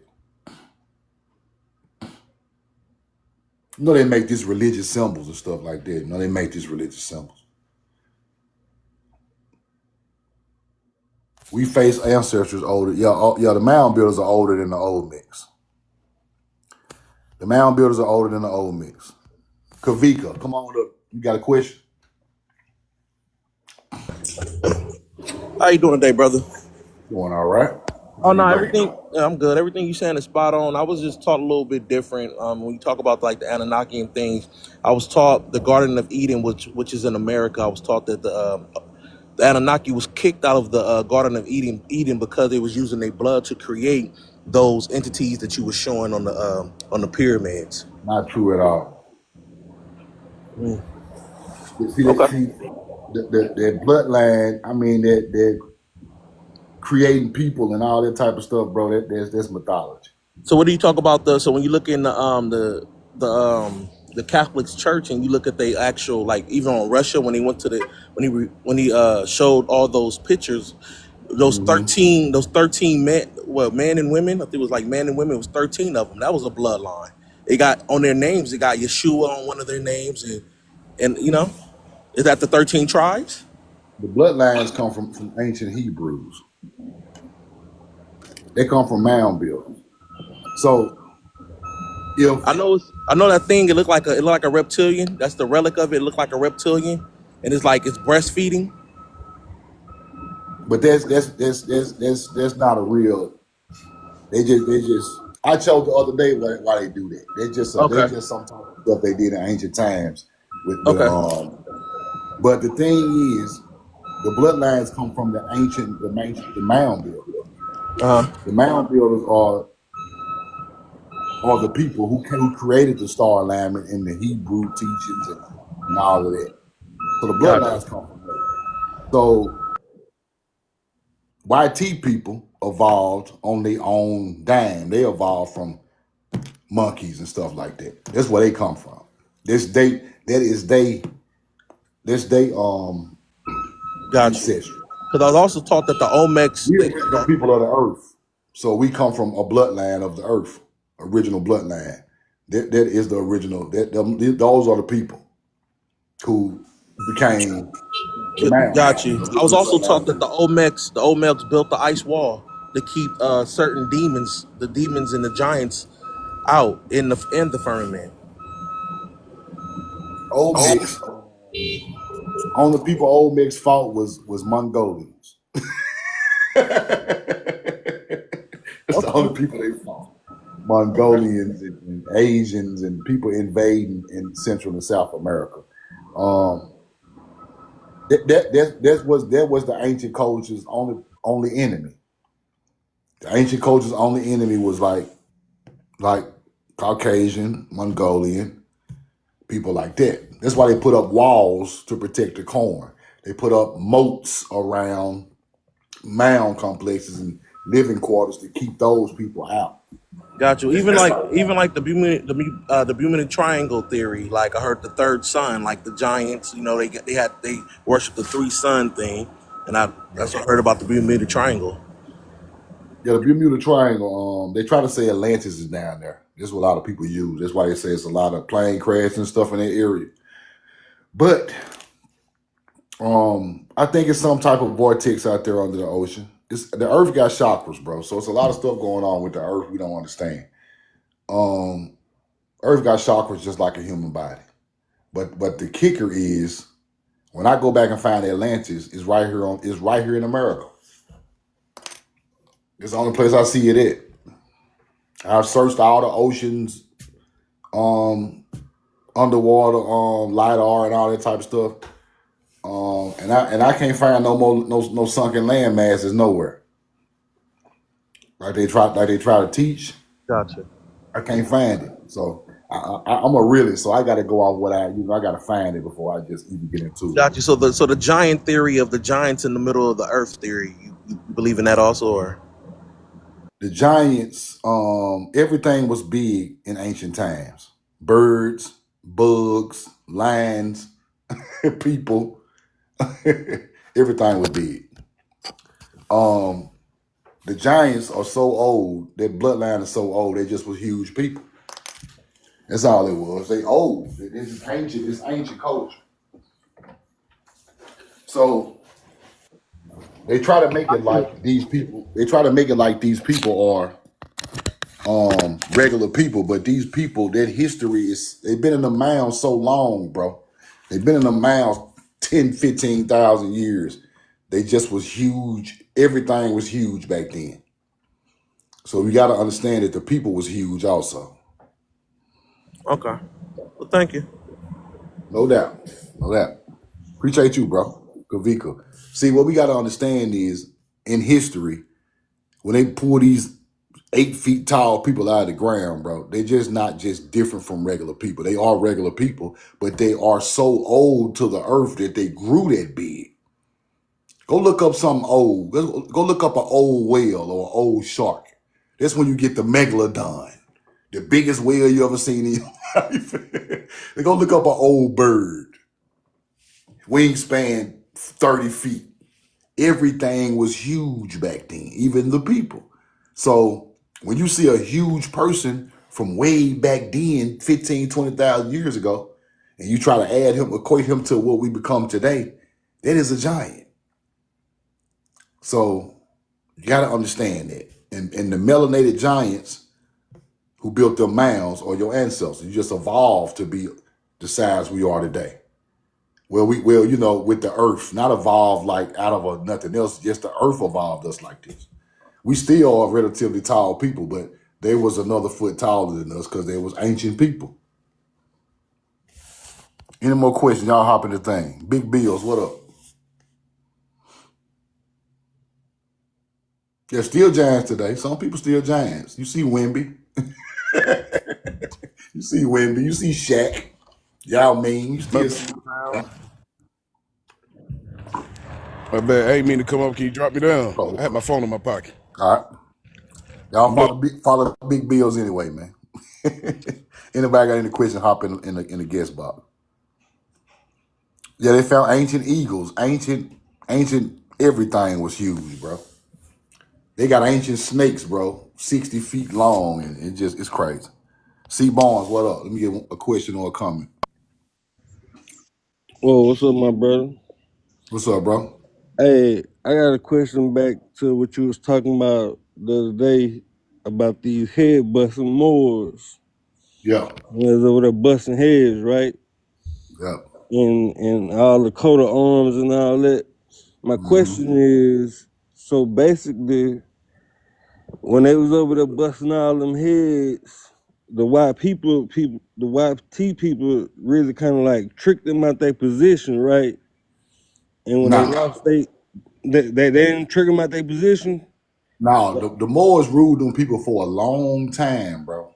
The I know Moors I'm had saying to like but over time, people uprise. Over time, you get enough people on your side to try these people. You see what I'm right, saying? yeah, So over time, the white people population grew faster than the Moors because they were right, mixing with Moors and the regular people. And then they okay, come with their own religions of Christianity and stuff like that. And right, then they come with the Crusades to push the Moors out of there. okay, okay. So all right, going up to that right there, the Crusades, and they pushed the people out of there. Yeah, I heard you say that they came over here. they did. Did they come over here on their own, or is that the people so called on the slave ships? All right, let me break it down. While the Moors ran Europe, they were making trips over here, right? Right, While they are in control of Europe and Africa, They are on ships traveling from here to there, getting goods from people who from here, right? Right. You take exotic goods back to people who don't have exotic goods. You make a trade center. You make a living out of it. You see what I'm saying? So if Yeah. you bring some pineapples back and some corn back and all of that, you the man. Yeah. You could be the king because you could feed the people. So those people then they start learning our languages and our culture by trading with us. We always been a trading people. Right. So the Moors learn all of that religious stuff they do and all of that so-called knowledge that they supposedly came up with and all of these buildings they say they built, all that come from here. But they Yeah. learned it Yeah. from trading goods. Okay, now by this time, they had ruled over Slavic people, which are the real slaves, Yeah. for a long time. But these people start gaining knowledge by watching Moors. And then the women was messing with the Moors, so they learned information too through history, and they building up their culture. You see what I'm saying? Yeah. Now the white people building up their culture. But they didn't have no culture. They was hunter gatherers. They started getting culture from the Moors, right? The Right. Moors had already taught them how to enslave. They had already taught them how to tax people, take land, bust heads to take nobility, Mm-hmm. and all of that. So by the time their culture built up to enough people of white tees, Right. they come with their own religions, their own thoughts, and they hijack, usurp Yeah. what the Moors done, but the Moors learned that from us. So Right. it's usurped two times. Right. Now they I'm put with their own you. swing on it. They put their own swing on it. Now they start their own empires and they start attacking the people who enslaved them first, which is the Right. Moors. Now it's Muslim, Christian wars. Um, I just said it. I'm tripping. The crusade. Crusades, and the Christians are pushing across Europe, headed towards Africa and Spain, Yeah. pushing everything Muslim getting pushed to the curb. So when they push them all the way to West Africa and Spain and stuff like that, They the last Moors stronghold. start bringing their ass over here Yeah. because Okay. they was slaughtering them people. They started, Yeah. so the Moors hit the islands because Mm-hmm. they felt the islands are the closest thing to Spain coming from that way. They hit the islands. That's why Right. all that empire shit come from. Right. That's where all that Haiti empire with the coat of arms in Haiti. Haiti didn't originally have no coat of arms. Right. Fuck what somebody told you. Nah, coat of They didn't arms have ain't no coat of that arms. coat of arms wasn't over here. The Moors pushed out of there, hit the islands, then they hit Virginia and Florida, and they hit the southeast too. Yeah. But the thing is, they were just getting in where they fit in at this point because they were getting ran off. They just got ran out of where they were from. Yeah. But at the time, it was still YTs and Black Moors still was working together, and they still worked together because they had been around each other so long. They worked together still to come up on a people who they considered to be heartfelt, giving people. So they still Yeah. come together, Right. and that's what happened with the Moors, bro. Okay. Okay. See, I was just trying to see like my general question was Yeah, after they lost their strongholds or whatever, like when they yeah. got pushed to Spain and West Africa, I was Yeah. wondering was those some of the people that so called was on the slave ships? No, You get what I'm saying? no. When Yeah. Moors got So pushed out, it wasn't even no slave trade when the Moors got pushed out. okay. When the Moors got pushed out because of it's a difference between getting enslaved and you just running from a war. See, they were Right. just running from a war with the Christian, the European Christian side, Rome, Greek, all that. Yeah. They just running from getting. They just trying to survive. They just finna get killed. You know Yeah. what I'm saying? And then Okay. what people don't understand is once the YT people went across the old land mass, they took over all the farms, they took over all the food, the water supplies. See what I'm saying? Mm-hmm. It wasn't that many over there anyway. Yeah. So when you take away the food, now they got Moors outside the King Castle in Spain begging for food because they Right. starving them out. See what I'm saying? So that's what happened. They wasn't the people on the slave boat. The slave trade, African slave trade, don't start till like 1600. The Moors start coming over here in the late 1400s. Oh, okay, okay. I got you. I got you. I got you. That's all I had wanted to ask you, my brother. Appreciate it. Appreciate I it. appreciate you. Y'all follow C Barnes. Follow C Barnes.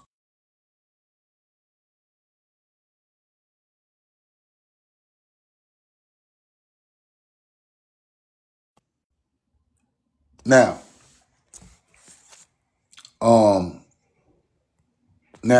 put a two in the chat if you hear me. Put a two in the chat if you hear me.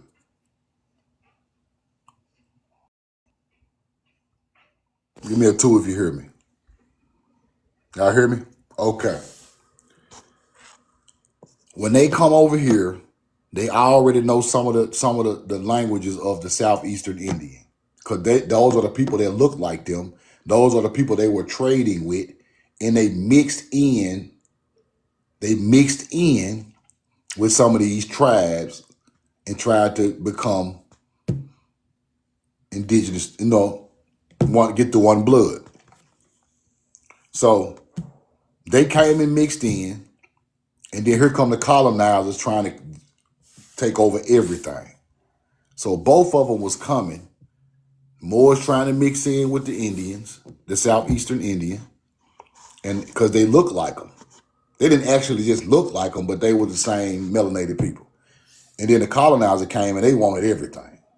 So we got two problems coming. We got people coming over here trying to blend in like they us, and use that to build another life because they got kicked out of their own countries.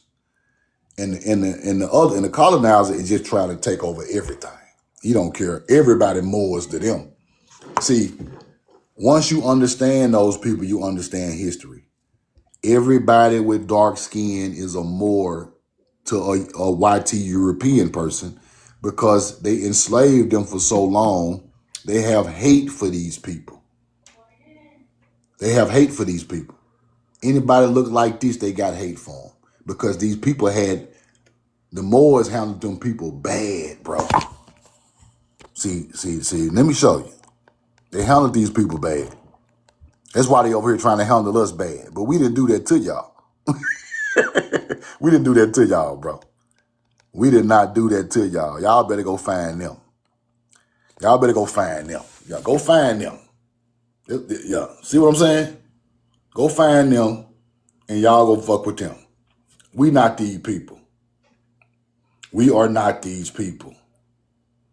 They the one got chopped y'all down and done all this evil stuff to y'all. They done that. They done that. Look, they done this. See this? They done that. We didn't do that. Roll the corn. They ain't got nothing to do with us. So they are taught to fear us because it's in their DNA to fear us. Because them people had already smashed them for years, bro. So when they get over here, they just smashing everybody of color. Everybody of color getting smashed. Because they still in war. They are still bloodthirsty. The war just ended in Europe and Spain. Then you come right over here with the same bloodthirst on your cup. You pull up and see some more melanated people, you ready to bust them up. That's what happened. That war ain't got nothing to do with us. Now they busting us up, taking our land. Everybody look like a Moor. They taught these Negroes that they were Moors, and they still repeating it today. It's crazy. Roll the card. Toya, what up?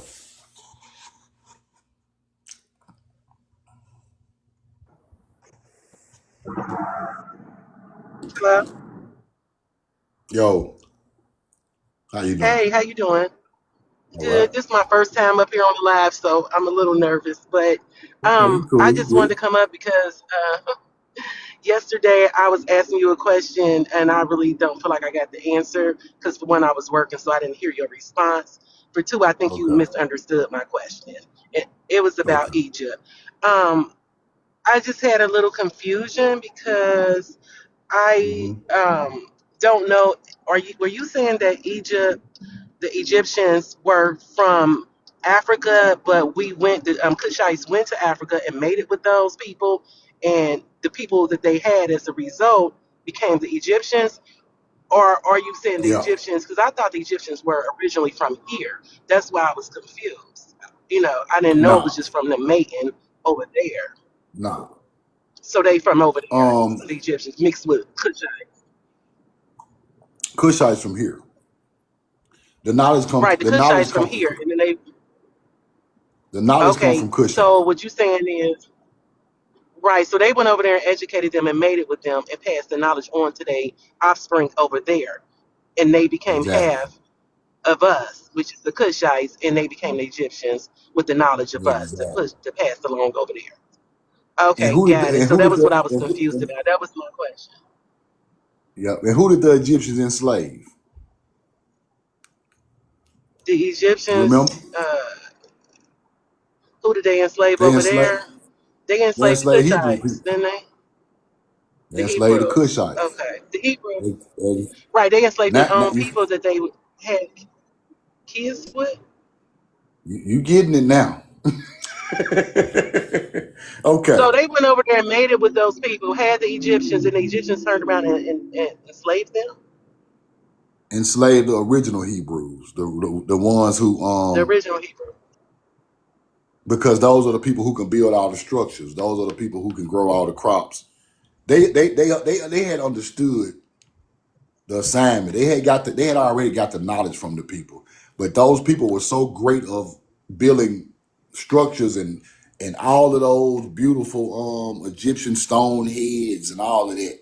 They come from the Kushites. So you enslave them, make them build your Okay. kingdom up. But you will still have Hebrew because Right. you mix in with Kushites. Like, let me show you. Let me give you a receipt.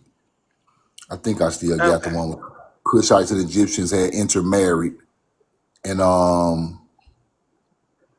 they intermarried. I don't know if I still got their receipt, but they intermarried. So So let's say it went like this: people are already on the Nile River because the Nile River is the water source of Africa, right?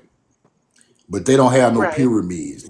They don't have no crop fields. They probably got a little wheat over there and something like that trying to survive. Ain't no big civilizations because ain't enough food to build no big civilization. So the first Egyptians, original Egyptians, are Africans. And in history, they could be YT and melanated people. You see what I'm saying? All Okay. type of Egyptians over there, like I understand what you're lighters saying because that's what the name of the place was, Egypt. So they were Egyptians because of where they were living, not where they were because living. they made it with us. Got Exactly. you. Okay. They All they right. it's just like you from Louisiana, I'm from Mississippi.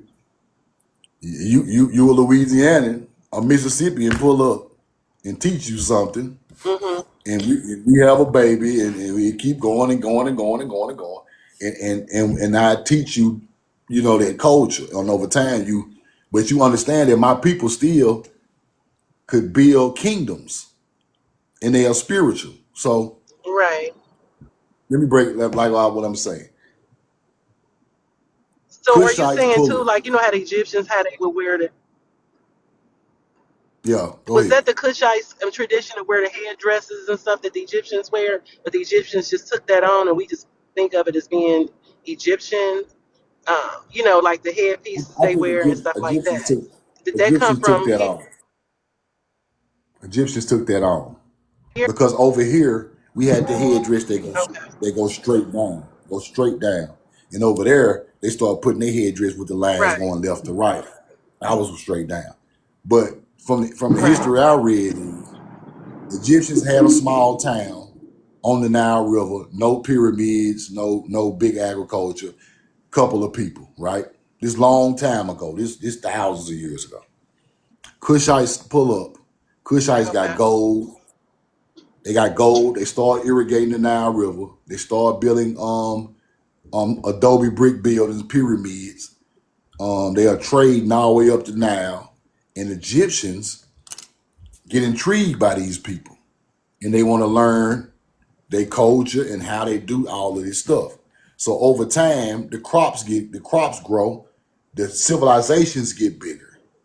So now Egyptians are living at the top and Kushites living at the bottom. So they starting to mix, civilization getting bigger and bigger and bigger. So over time, Egyptians make Kushite teachings into deities. Kushites telling you about the falcon or the morning star. Egypt take it and make it Horus and Haru, a man deity, right? Right. Kushites teaching you about Ra and all of that, and they turn around and make a Ra deity.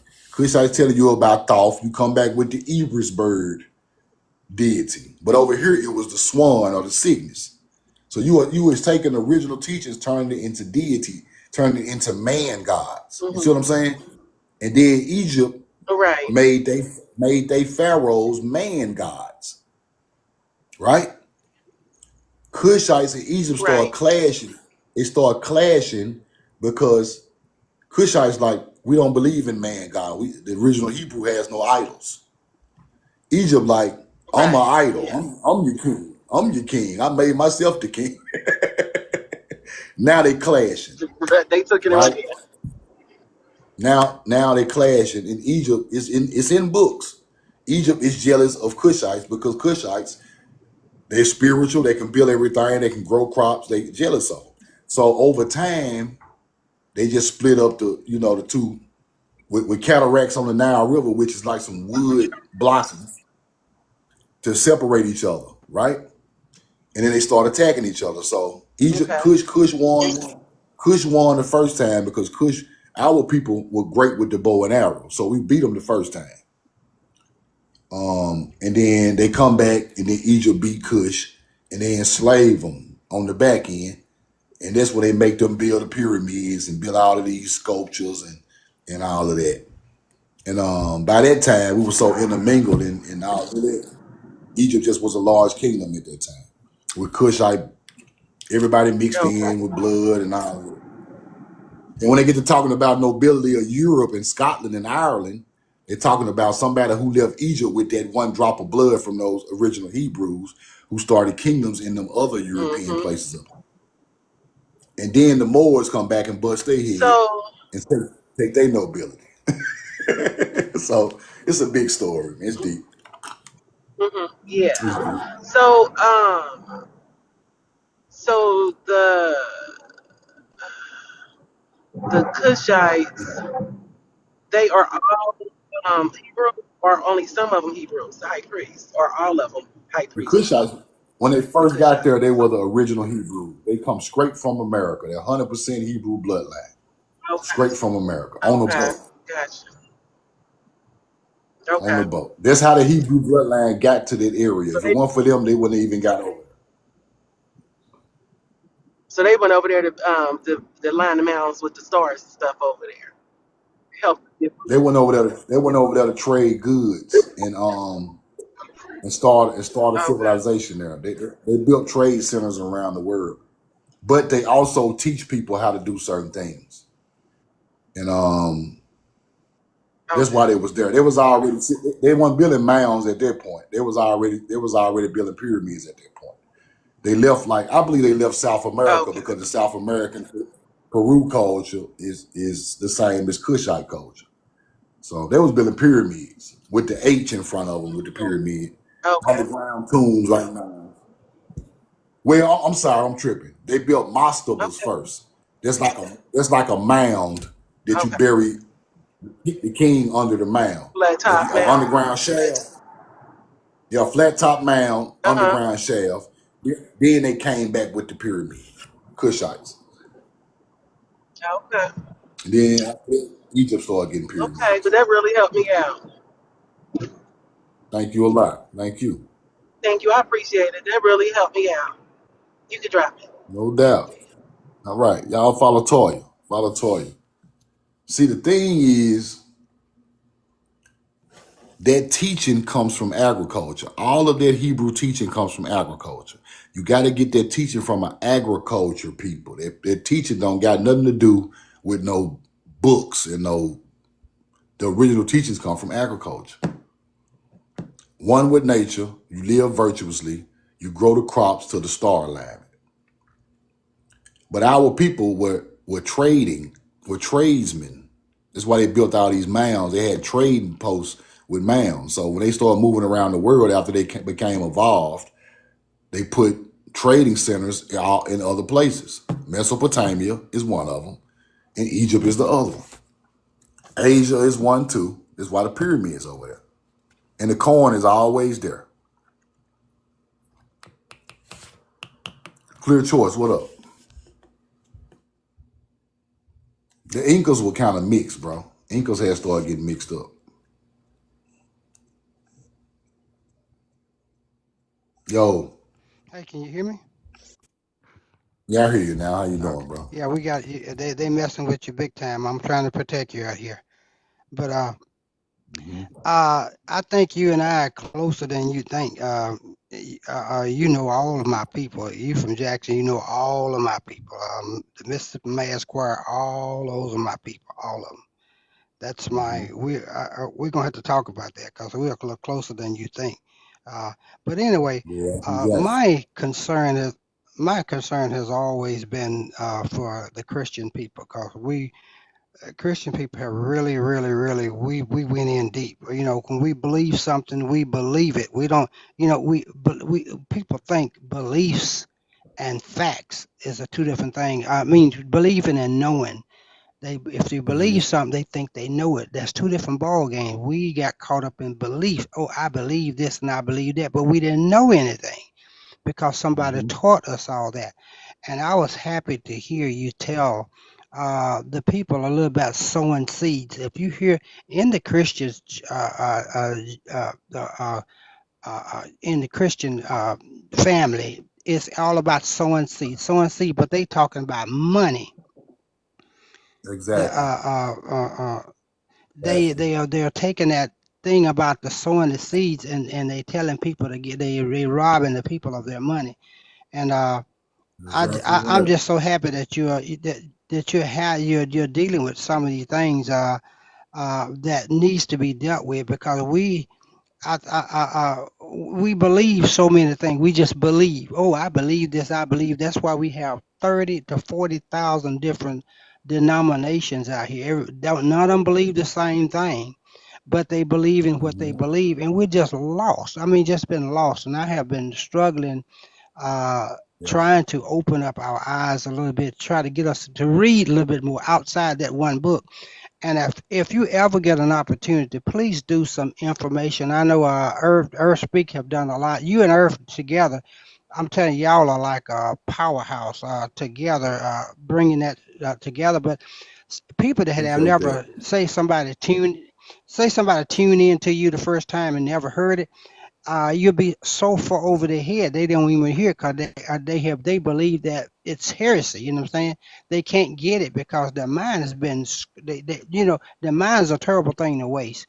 But you have to open that mind up. That's why you guys are teaching actually the real forbidden knowledge. Truthfully, you guys are the real forbidden knowledge. You're not teaching crap and stuff that they have heard before. Most of the things you guys are teaching is real life how it actually happened, and not for money. When you teach it for money, it's a different ball game.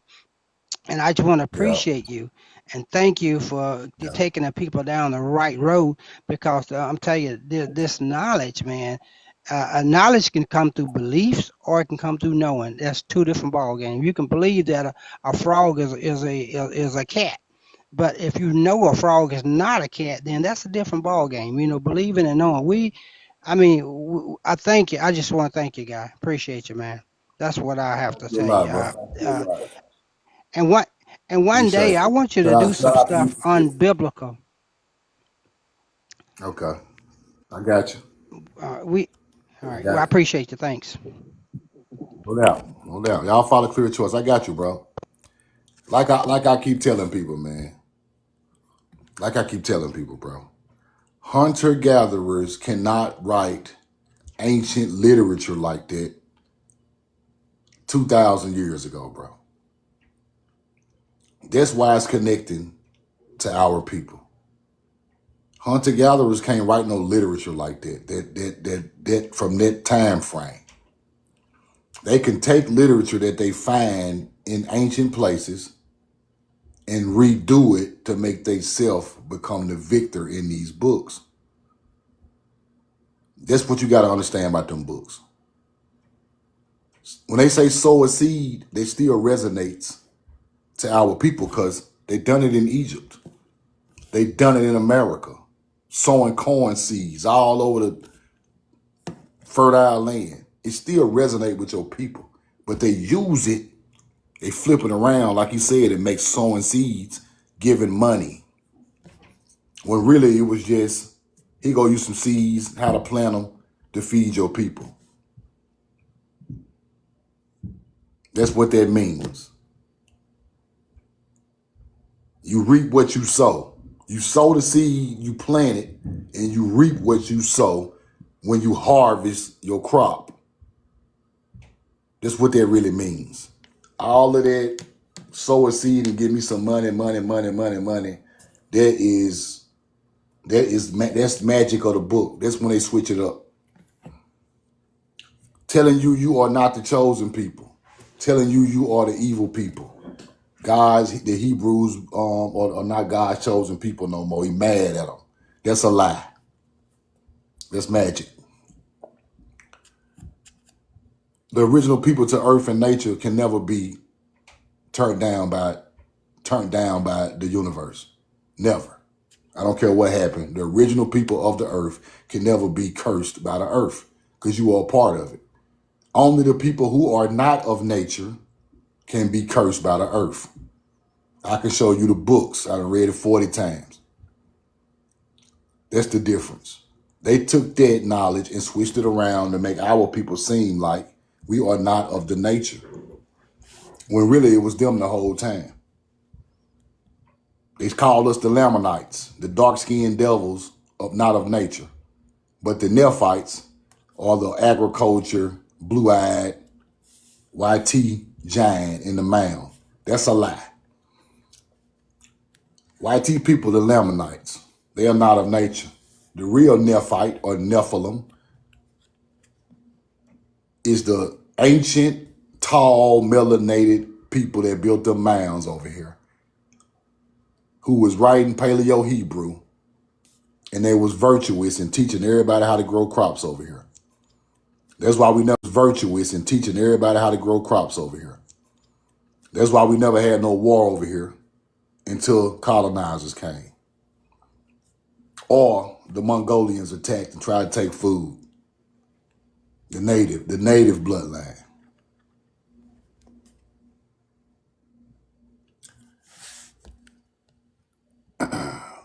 Roll the corn. And I don't think, and at this point, bro, I still been doing research because I never stopped. I don't think them people are albinos, bro. They're not albinos, bro. The ape evolution is really their story. I read about all that other stuff, but the ape evolving is their story, not ours. They tried to put us in there, but we ain't got nothing to do with that. We was already here. They evolved from a whole nother mutation of a whole nother form of human being. We was already here, 100% of nature. They got all type of animal DNA, we don't. So evolution is their story, not ours. Roll the corn. That's why they in the cave hopping around. They come from that. We didn't ever come from that. How did they defeat us? That's a good question. They really ain't never defeated us. They didn't defeat you. If we were defeated, when none of us be here. Them people wanted everybody to look like us off of everybody gone at one point. Mass genocide, people. You being here showing you ain't defeated. Because they wanted all of us out of here. Every last one of us, not just a couple of people. They wanted everybody gone. They just ain't have enough pull to do it. They tried to do it though. They tried. Roll the coin. You can't get rid of the original people of the earth. They might have got land and got rich and all that type of stuff, but that don't mean they beat you. It don't mean they beat you. They can always be transferred back. They tried to unalive you. They tried to beat you like that. They wanted to beat you off the face of the earth. Them people weren't playing. So we really not defeated. Somehow people still ended up ungrazed with land in the southeast. Still had it to this day. Some people really didn't even get grazed by it. They just, they slid through the cracks. My family slid through the cracks a little bit. We had sharecroppers, but we slid through the cracks of evil doings on our land. We slid through the cracks because we were sharecropping. A lot of other people's families slid through the cracks. Everybody not defeated. They just came with a system of war. See, when you not equipped to understand another people's culture, people can get out on you. You see what I'm saying? We weren't equipped to understand their culture. They got too many tricks and laws and moves. Virtuous people ain't got no tricks and moves. We don't know. We lame to that. We green to that. We don't know what they doing. That's fire. But we lame to that. So when they come over here with this trickery, and we are honest, virtuous, hard-working people, you can always. It's just like real life. It's just like real life, people. If you living every day and you run across somebody in real life and you honest and you hardworking and you want to do the right thing and you start looking out for somebody because you want to look out for them and they end up doing something bad to you because they feel like they can do it to you because you are an honest person. That goes on today. And that went on back then just on a larger scale. Yeah, they running game. We not. We ain't have to run game. Everybody was eating. Everybody was happy. Everybody was living in nature.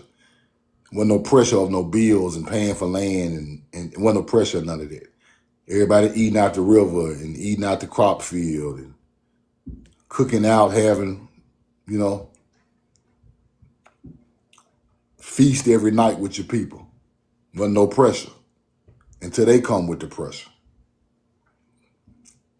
Virtuous people. Exactly, E.B. Hustle. That's the big word. Virtue is the big word, people. Virtue is the way. Virtue is what got our people pushed out of some of these. We were just great. We had no reason to be evil.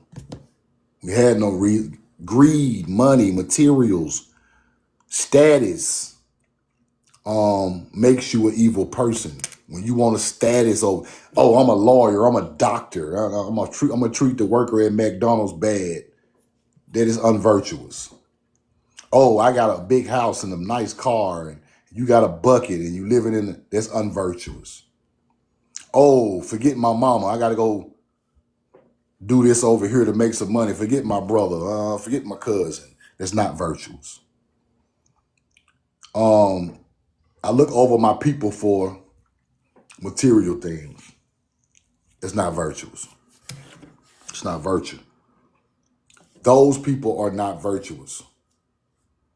So the way my great grandmother, she was virtuous. She didn't care nothing about no material things. She didn't care nothing about all she cared about was us being okay. Did we eat today? Is your clothes clean? Did you do your homework? That's it. She didn't put nothing over her people. She loved her people. Everything else didn't even matter. So once we get away from that, we lose our power. Once we get away from that, we lose our power. Now is my sister got more money than me. My sister car is bigger than mine. My uncle's car is bigger than mine. Their career is better than mine. I need the status on the end of my name. That's unvirtuous, bro. You do it for yourself, but you don't do it to throw it on other people in their face. And this what's going on with our people. And we are competing to live like them. Why are we competing to live like them? That's crazy. We competing against each other to go get a big house and a big car and stunt on our own people. You lose power like that because they put your spirit is focused on material gain. It's not focused on being a great person. And you lose your powers like that. Our people lose power like that. Now they can do it. They can do it because they now that's fire right there. That's fire. Our people can't do that because we are part of nature, so we know not to go out here and kill. We just can't go out here and shoot no puma. You see what I'm saying? We'll be like, no, we're not gonna hurt that puma. He ain't messing with me. I've been seeing pictures of YT people killing large cats in California and jaguars, and that's not of nature, bro. If that cat don't come up and literally bite us, bro, we not gonna mess with him, bro. But he not gonna do that because he know we is of nature like he is. He gonna try to attack them because he know they not of nature.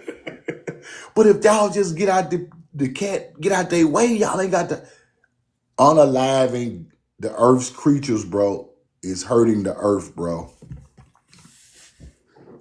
The unvirtuous do that.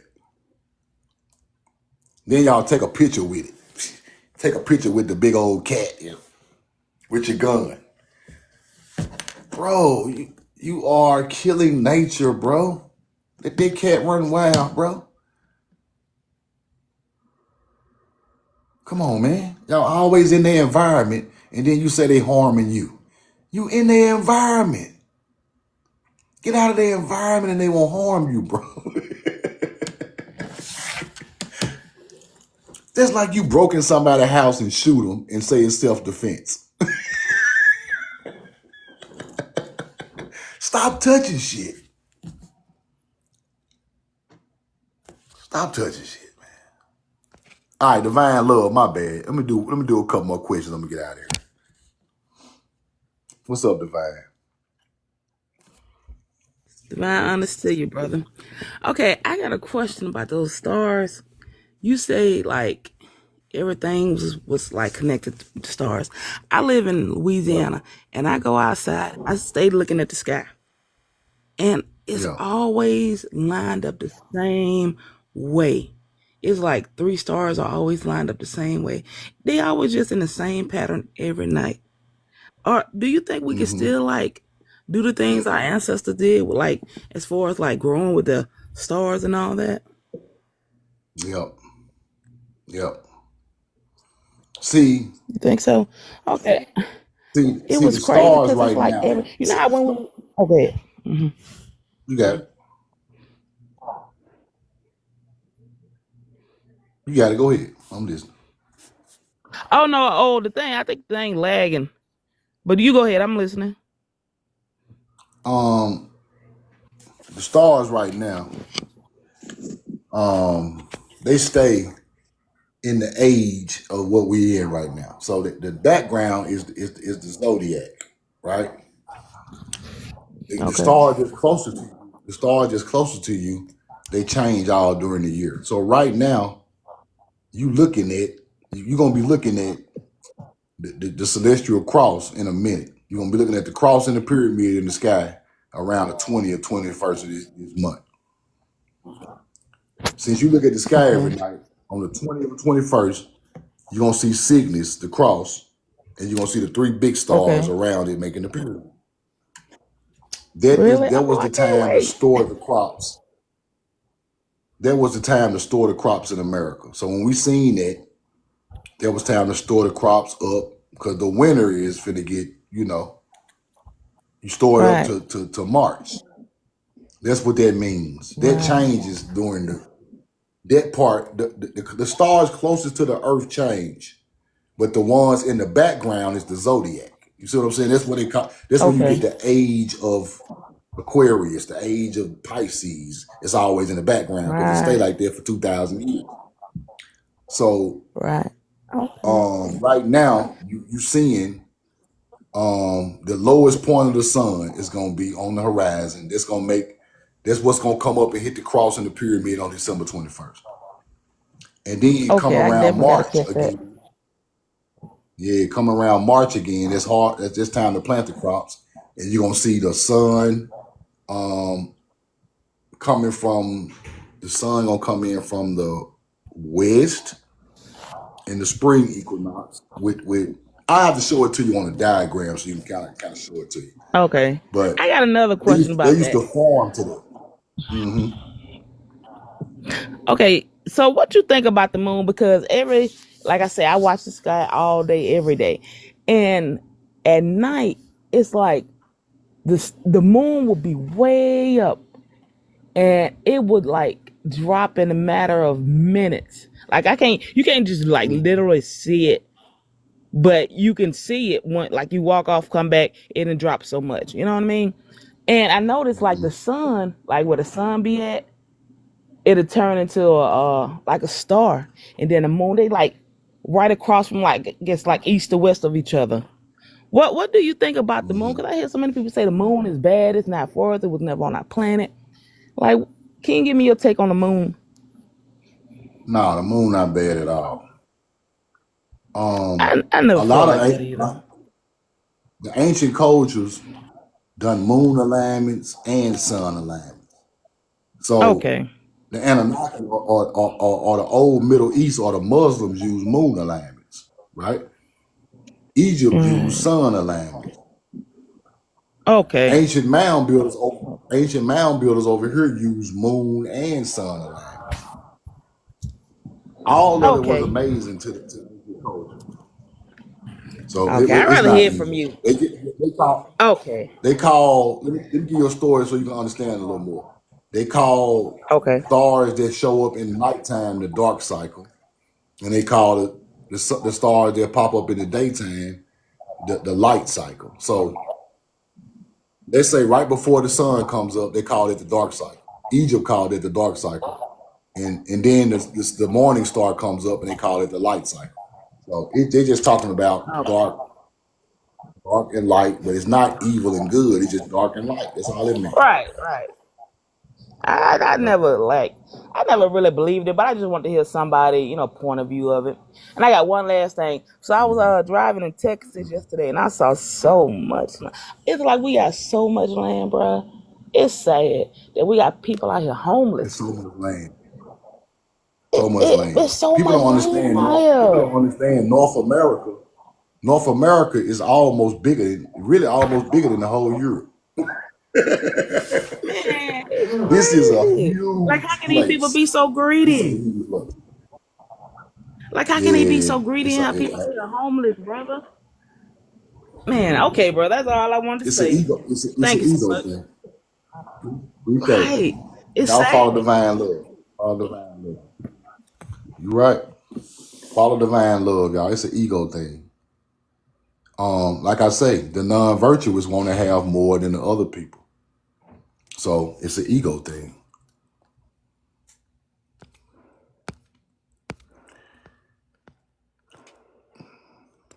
Let me see.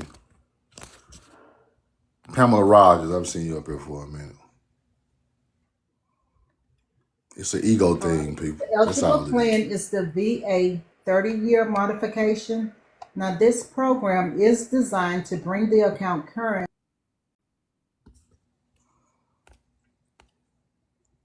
Gorilla, what up? Let me get one question, one comment. Get everybody out of here so I can get up out of here. Yo,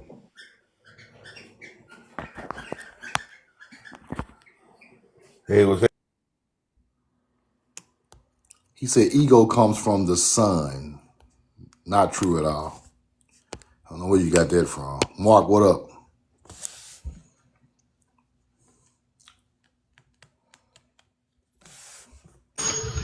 Yo, what's good, B? So Yo, what's up, I bro? I know you want to make it short, so I'm gonna try to be quick. I want to talk about damn near everything you just spoke on, but I want to start with the Mound. You sent me on the wild Yeah, goose chase, and I did my due diligence. I can't yeah, find no date on where the Mound started, right?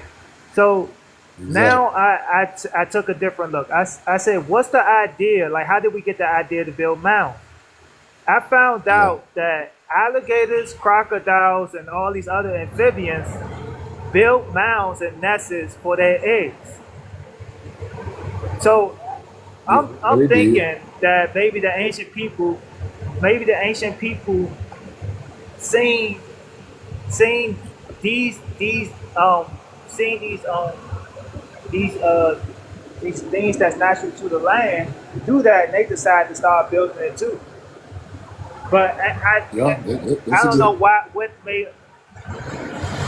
what made us get the star alignment. That's the only problem I had when I look back at that, because I'm just trying to think of the idea of what happened and how we came to months building this stuff. With the star alignment.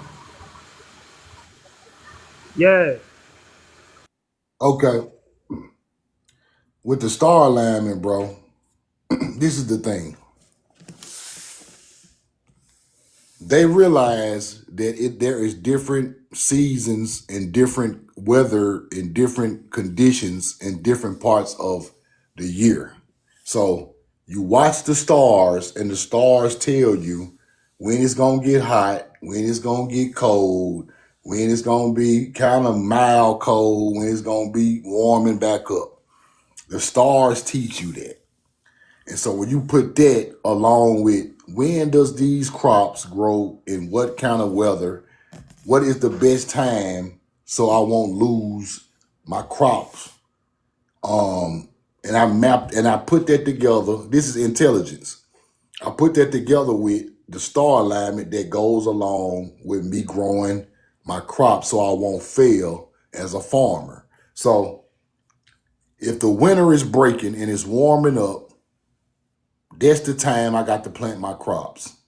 That is the spring equinox. So I put that when the spring equinox hit, sun, star, Sirius star, certain way, that lets me know that it's a spring. Plant them. Come back, summer solstice. right, There's the time to take my crops out the ground and harvest them and eat them. Um, the autumn right, equinox, certain crops like maybe like drier crops grow in the autumn. And then the winter solstice, when I see the cross in the sky with the pyramid, it's time to store up for the hard winter. That's why our people, ancient culture, had granaries. We had granaries to put all of the crops up in the winter so we can eat through the winter.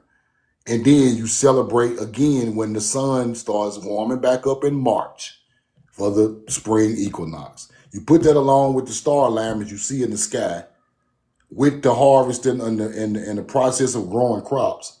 And then you can understand why they put that mound. So if I see the Sirius star and the sun lining up on June the 19th, the summer solstice, and the Pleiades star system in the background before the sunrise, I put that mound right there aligned with all three of them. So if all three of them going east to west, I drop that mound right there, the big mound. So every year, when all of Milan is right over the top of my mound, that is a mound marker. That is an astrological mound because you line it up with these three to let all the people in the village know that when all three of them are lying over the top of this mound in June 19th during the summer solstice, we can go out here and pull this corn out the field and have a feast. That's how they did that. You put a mound here for the summer solstice. When the Go, spring solstice hit, you put the mound there to line it up with the sun again and the star, the Sirius star. You put the winter one right here when it line up with the you put the pyramid there when the pyramid and the cross line up at the winter solstice. Now you get what I'm saying. That's where the pyramid came from. hell yeah. But all right, so Roll the but corn. it's yeah. So Yeah. so I realized that every continent is a moon and a sun pyramid. So these are the only pyramids compared to all these other particular mounds and pyramids. So I found it interesting. I'm still doing research on the different sun and moon pyramids all over the planet, just to get an idea on how it operates. But I want to run this by you. Divine Love was just up here, and she was. The moon was people say the moon was bad. The moon is getting a bad stigma on it. Every lab I go to and I say something about that, they say the moon was this, the moon was that. But if you really look up at this, sky, the thing that really stands as the moon appears, the sun just rises. Like so today, Yeah. the moon gonna be at a particular space in the sky, and it's gonna be crescent. Then that crescent get fuller and fuller and fuller until it's full. And that's when I look at it that way or think about it,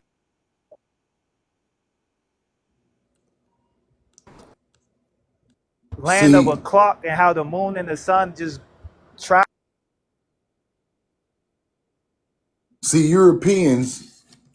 European mythology taught us the moon was bad.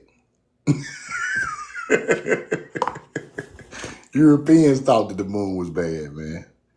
The moon is of the devil. All this evil stuff happened during the devil. But see, they done a lot of pagan things when the moon was out. Just like you look at the Elks Lodge. The Elks Lodge symbol is 11 o'clock at night. The Elks Lodge symbol is 11 o'clock at night. That means they are preparing to do pagan worship in the dark. Go look at the Elks Lodge Foundation. And they do a lot of, they say they do a lot of, pagans do a lot of devilish stuff after dark. And they use the moon to go along with that. So they made the moon evil. The ancient culture was just using it for agriculture. They made it other pagan things. So that's what it is with that. So let's just say, let me give you an idea. There's the cross right there. There's the Cygnus. These three stars right here is a pyramid, right? This is the summer solstice. This is the winter solstice, right? So when I build my pyramid, I line it up with the top star right there, the best I can in ancient culture, and I drop that pyramid right down on the ground right here. See where the sun coming up at? You see it? Mark. That's it. Yeah, I So said, you hear me? when they see this in the sky, they drop that pyramid right there where the sun coming up at. Because they know that's going to land on the winter solstice. It's going to hit that. And it's going to light that up. And that's what they call Christ or Christ consciousness. The earth is in some type of Christ consciousness because it's going through that's what they call it. So that's what the pyramid means on the ground. And that's what that celestial cross leads you to the pyramid. So you drop that pyramid on the ground right there. So when that sun come up the next year after you build that pyramid, it's going to come right up over the top of that pyramid, just like that pyramid in the sky. That's when they know when the solstices hits and the equinoxes. Hey, So when another you one, know what, man? comes up, Every time I talk to you, you drop one. Go ahead. yeah. Clarity. I found Appreciate you, clarity bro. and understanding. One more question. Really, One more question. man. One more question. You One more go question. for it. Yeah. All right. This is it. So, what do you think the best place to build a new pyramid at? They always built them in areas where the land was fertile. So mounds are built along rivers and along creeks and stuff like that. The best place to build them is high land, and it's a water source. So you find high land on a river, high land on a creek or lake, something like that. And then they'll line it up with with whichever equinox or solstice. Most of the time, it's the summer solstice because that's harvest time. So most of the time, these mounds and pyramids are aligned with the harvest time. So they sit there and wait for the harvest time, find the spot, drop it on the water right there, and then they put their crops right around that area or right in that area. And but it's high land, and then it's a water source. Then you got to map it with the stars. That's the best. That's the best way they done it. That's how they done it in the ancient times. Or yeah, ley lines too. You're right, Ken. They done a lot of them on ley lines too. Ley lines with water. 33rd parallel, big ley line. Thanks, B. I'm gonna listen up. I'm gonna get back to work and listen up. Thank you, brother. Appreciate you, bro. Y'all follow Mark. So the ley lines are the powerful points in North America. 33rd parallel is a powerful point. So let me tell you why the ley line is important. The ley line is the best land to grow crops on because it's the most energy coming out of the land. So the ley line is, I done seen mound builders put copper in the field with crops, and the copper plus the energy of the earth is growing crops huge. Like they talk about the Jolly Green Giant, the Green Giant that they stole the bean field off of the Green Giant beans. They said he had copper running all through his fields where they found the Jolly Green Giant at, which the Green Giant ain't nothing but a melanated ancient mound builder. But when he died, he had so much copper on him, it turned him green. So he used ley lines with the copper and grew huge crops. Huge crops, people. See what we got. The bag, what up? What's happening, bro? I ain't meant to join the line. What's up, bro? What's good with I'm chilling, man. How you doing? you? Man, I'm doing great, man. I'm just sitting back Already. here listening to the knowledge, man. I ain't really meant to come up. No doubt, man. Appreciate you, bro. Appreciate Man, you. keep it going, man. Keep it rolling, homie. Right. Already. Y'all follow the bag, man. Follow the bag, man. Trust Montana, what up? What's good? We know the truth now, man. Hey, brother, What's I up, just want bro? to How say, you doing? I'm doing well, man. I just want to congratulate you, man, for the knowledge, brother. This right here, um, man. I don't know nobody that can break it down better than you, man. I appreciate you for having the time, the patience, the right attitude, the right, and you bring people up even though if they make mistakes, you're not making them feel bad about their mistakes. You're correcting things in the right way, and your page is actually flowing the right way. And I can't wait till you drop your book, brother. And because it's going to have as much knowledge as anything in this world that needs to be seen. Because I didn't know, I always wondered about the pyramids and how they work. I thought that just was a source of them trying to get up out of here and descend and come back and forth from the earth to from the stars because I study the stars and bro, and I got amazing pictures of the stars of how they was returned to these operations and stuff. So I was always thinking that Yeah. this is the way that people come and go. Mm-hmm. Yeah, it's hard to figure But out, I got man. It took me a long yeah. time. Long time, Yeah, bro. brother, I know. Yes, sir, I know. But I wanted to Long get your time. email or something, anything that I could see. 'Cause I was trying to send you some pictures on here that I had of the stars, of these operations, of these pictures. I was trying to send them to the other guy. What's his name? Earth Speaks, but he got up there talking about like I was some type of don't never tell a man about the stars. I'm like, hold on, bro. We talking about life here.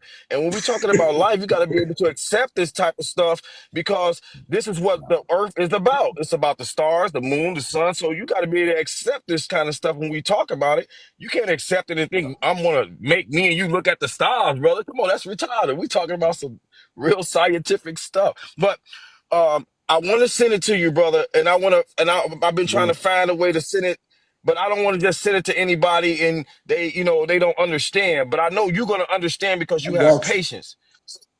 I got I you, bro. promise you, Send brother. me And shoot it's me a lining up DM, man. I'm right gonna with them shoot you my stars. email.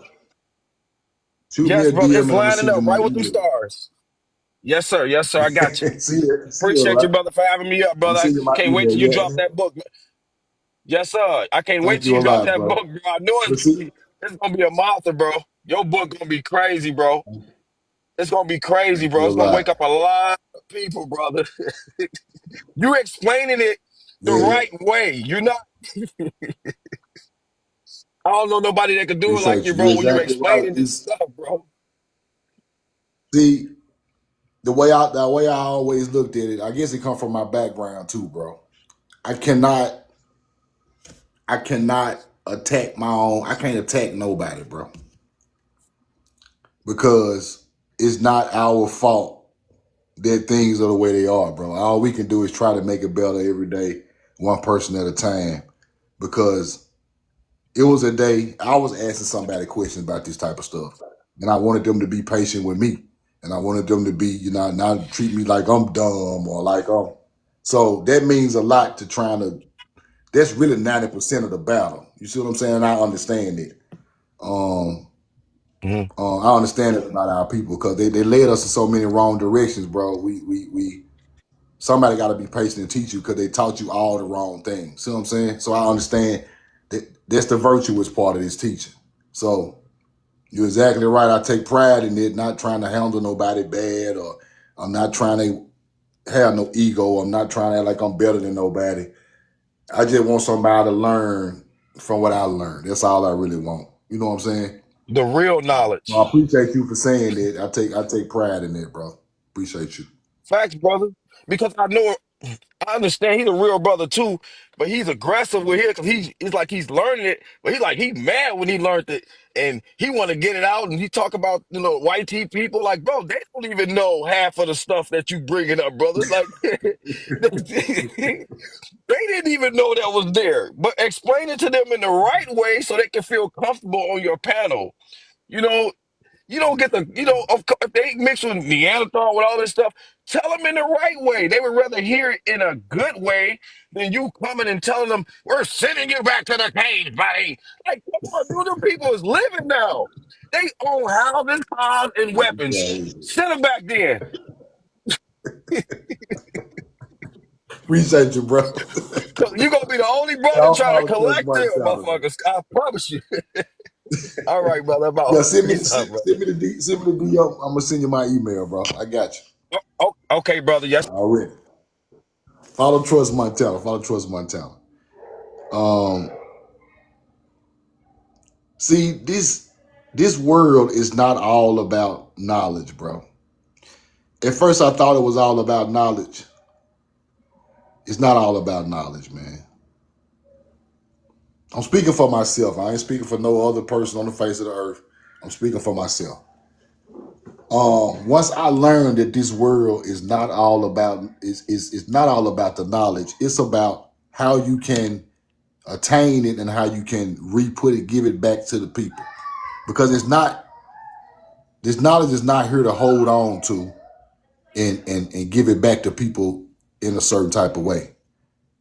When you become enlightened, you got to understand. You got to be able to teach that knowledge in a way where it don't feel like you forcing it on people. It don't feel like you trying to make them believe it.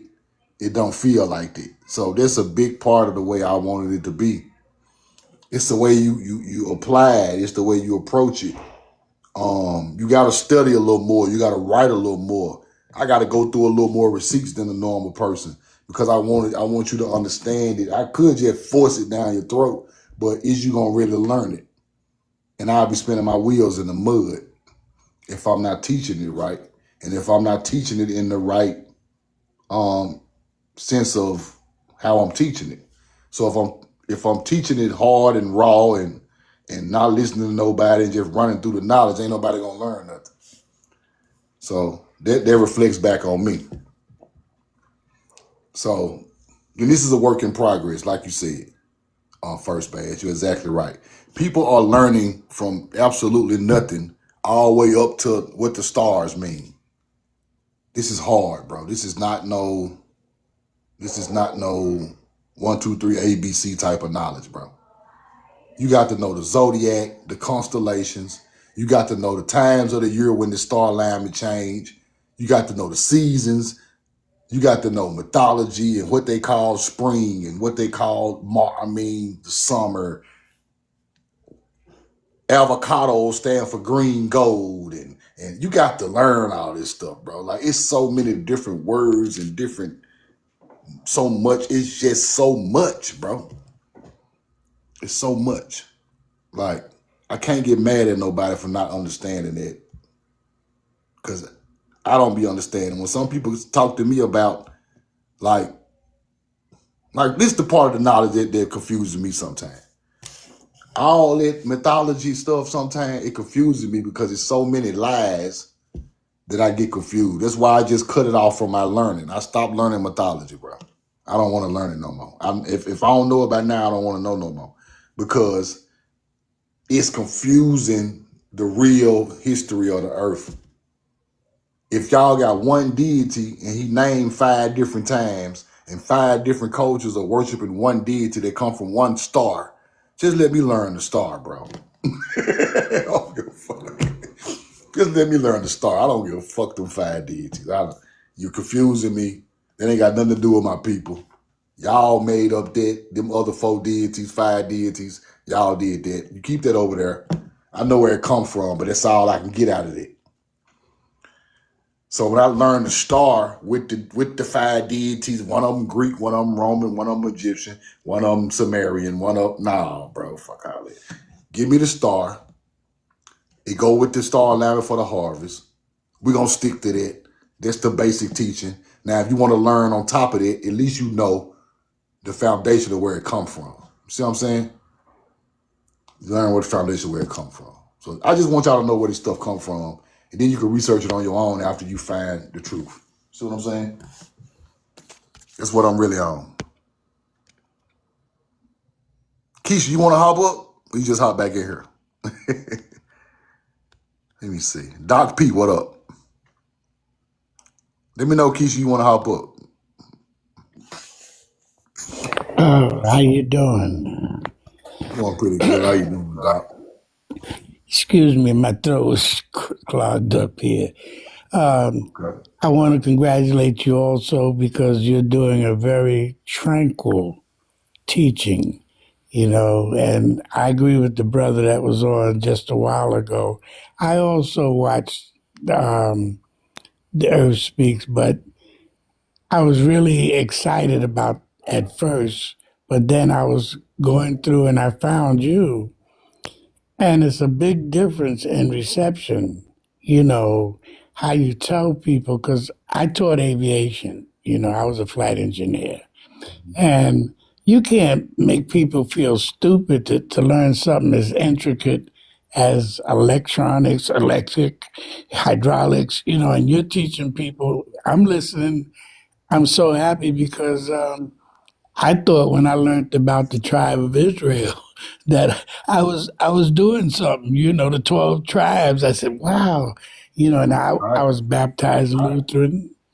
I went to Presbyterian church, and that was that. When I went in the Air Force, naturally I didn't go to church that much, but now that I'm a senior citizen at 77, I'm like, thinking about how can people, especially Christians and Catholics, say they love the Most High, but then they treat their brothers and sisters like you know what, Bad. So so I'm a Exactly right. person like this. If I don't like you, I don't deal with you. I don't have to stand around talking about you. And I really got a lot of respect for you because, as you told the Thank brother, you, bro. and I knew when you was talking, you said it and you meant it and you do it. You respect people and you give them the word. Now, and that being said, the reason I wanted to come up was I just wanted to know if you've heard about the California redwood that they're giving it to this tribe that claims to be indigenous. It's like 100 acres. Mm-hmm. And this Mm-hmm. corporation or something had bought the land and decided to give it back to the tribe. Now, my Yep. understanding from listening to the Yep. Earth Speaks, we're the ones that actually was taking care of that stuff or planted it or nurturing it. I don't know. I could be wrong. The And ones I said planted the forest out there. they got a lot of nerve to give it to another a tribe and don't even mention the original. Exactly. That's what they do, man. They take beautiful things that was created a long time ago by hand of a certain people. Cause see, the reason that area of the country is so powerful, um, a lot of mound builders were buried out there with large crystals, large quartz crystals. They call them the Lemurians, but Mount Shasta and all of them forests out there, all that stuff comes from those cultures of mound builders, from what I learned. And they all in the mountain. They got Right. large trees getting built up, and that culture is still the same culture of the mound builder culture of the ancient melanated people of America. So they just passing our stuff around different cultures that ain't they have nothing to do with building that. You're exactly right. Because the young lady, she looked more, she wasn't melanated, but she wasn't YT either. Like they were Yeah, talking she to was her. probably Mongolian or Asian or something. Yeah. Right. Mm-hmm. So I thought Mm-hmm. I'd just bring that up because the California redwood is something that's been moved all the way back. From what I understand, it came all the way across the southern part of the Americas.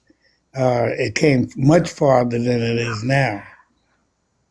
So, I'm but gonna do a little research on that for you. okay, because whenever I come on, I pick up on it. Since I'm retired, I got a little bit of time, to check out I'm things. gonna do a little And what research better on thing to do? And on one other thing, you were talking about with the brother, and that is, I have in my prayers, in my mental concentration, I ask the Most High for wisdom, knowledge, understanding, and foresight. If you don't have those it. things Exactly. these days, you're in trouble. Exactly. And Appreciate you, Doc. I've talked myself in without getting yelled at or anything, so I'm pretty good. And thank you. No doubt. And No, by the thank you. way, Thank they you, are Doc. messing with. Thank you, You're messing brother. with my But they're life, messing bro. with your site because they got you delayed so much. Like it almost like I'm talking to you and it's coming to Mars. The words are not getting to you for 10 minutes. That's you know, crazy, man. but That's how hey, they do me, bro. You know you, how I go. you but you said it perfect. We do it under all kind of circumstances, cold, hot, hungry, and we still survive. And God bless you, brother. And I'll Thank be you, Doc. watching. Thank Thank you. you, bro. Thank you a lot, Thank Doc. you. Roll the corn. Appreciate you, Doc. Now let me introduce y'all to the Keisha the Hood Princess show.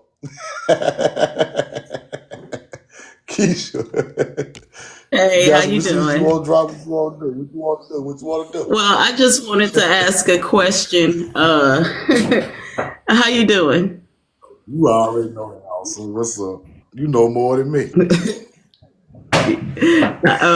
I was looking at you Yeah. showing the cygnus with the sun coming up, and I Mm-hmm. remember something I had read about the top part of the Ankh being Ra. So I'm wondering, does that have some kind of connection? Maybe that's where they got the Ankh from, the sun aligning with the Cygnus. Exactly. Because at first it was the tau cross in South America. So when the sun started hitting the top of the tau, the tau just a T. And then that evolved into the Ankh. You're exactly right. That's exactly what that is. That's exactly what that is. People, but see, you got to understand the background of it to just understand it now. But this is what that is. When that is Christ consciousness. That's why they call that Ankh, like the circle of life and all of that. December 21st. That's when it happens. That's when it happens. Y'all roll the coin on Keisha, man. Roll the coin on Keisha, man. Yep, son. Cygnus. Just like this, son with the T right here. You get the Ankh. Christ consciousness, December 21st. That's exactly what that is. Roll the coin.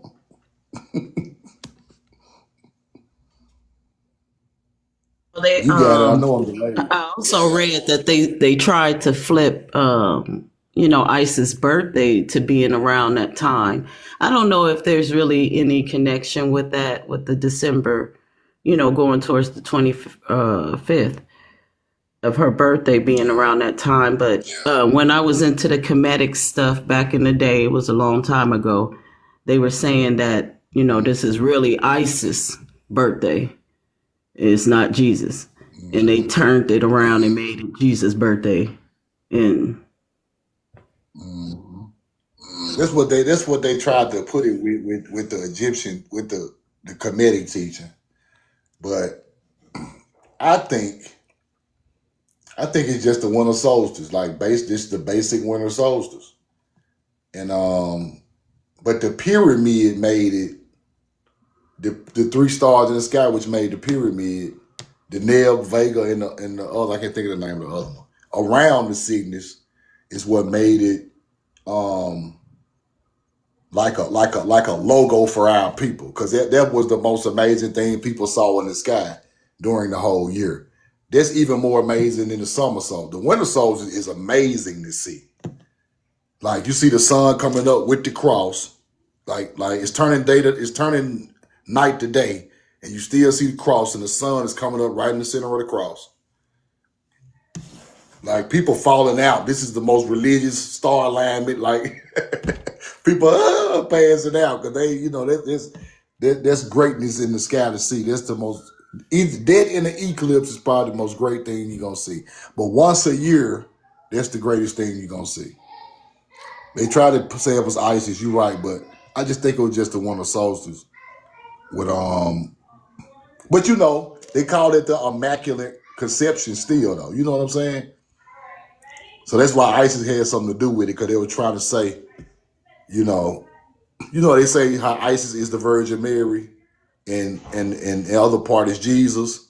So when all of them combine, you get Christ. So that's the part of the Isis thing too. It all kind of, you know how it is, Keisha. It's there, but you just gotta explain it a certain type of way to understand. have you ever did any research on that Ankh temple in Mexico? I can't find nothing on it. Nothing. All I know is it was a temple built. They said it was just some type of ancient Indian. They didn't say no tribe name, no. And it's in the middle of like a small village in the woods, and it's like a well right there for water. And it's the Ankh cross built out of Adobe brick, and it's like a little monument right there. But it ain't no pictures of it. It's maybe like 6 pictures of it. It's like they don't want us to know nothing about this spot. So, I know the name of the spot. I got to pull it back up, but I can't find no information on this spot. This spot is a mystery. It's like in the middle of the Amazon somewhere. Because I noticed it's like it goes underground. Like you can enter into it and then it goes underground. it might be a tomb. It might be a tomb. A land, because with that Ankh there, it got to be some type of alignment there. It got to be. I'm gonna look back into that because I kind of gave up on that spot, but it's an amazing spot just because of Ankh there. You know what I'm saying? In America. Yeah, somebody might have to go visit it. Exactly. That's what I wanted to do. Go visit it. But they're not gonna give us Well, a true story about it as we go get it ourselves. thank you for letting me up. Oh, I'm so no, shy. don't do that, I kid. never come up. You Yeah, sure because never I'm come so on. I shy. be I don't forgetting never you come in the lives and talk. No. That's crazy. I peeped that out. I said, Keisha ain't gonna never come up here. I don't even answer no more. I just leave her alone. Appreciate you though. Appreciate everything you do to help me out. I appreciate you. Y'all show Keisha some love, man. Roll the coin. All Follow right. Keisha the Hood Thank you. Princess. Thank you, thank you, thank you. She's so knowledgeable. Like, she's one of the people like who understands like a lot of this knowledge. She understands a lot of. She send me stuff that I'd be amazed at, like, cause she can, like you could tell people with a beautiful mind and a beautiful soul. Like I could tell she got a beautiful mind, and a beautiful soul. Cause the stuff she sent me is some stuff I don't even know it. You know what I'm saying? I'd be like, damn, Keisha sent me some fire.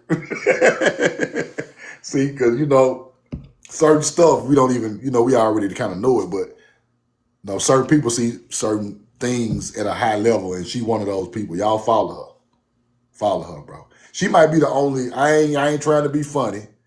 Don't all the women in the chat don't get on me now, but she one of the sharpest women that I have ran across, like from top to bottom, who know like about all type of history, all type of, you know what I'm saying, and that's amazing. Appreciate that, Keisha. Roll the coin. Just got to go tell her the truth while it's on my mind. Joy, what's up?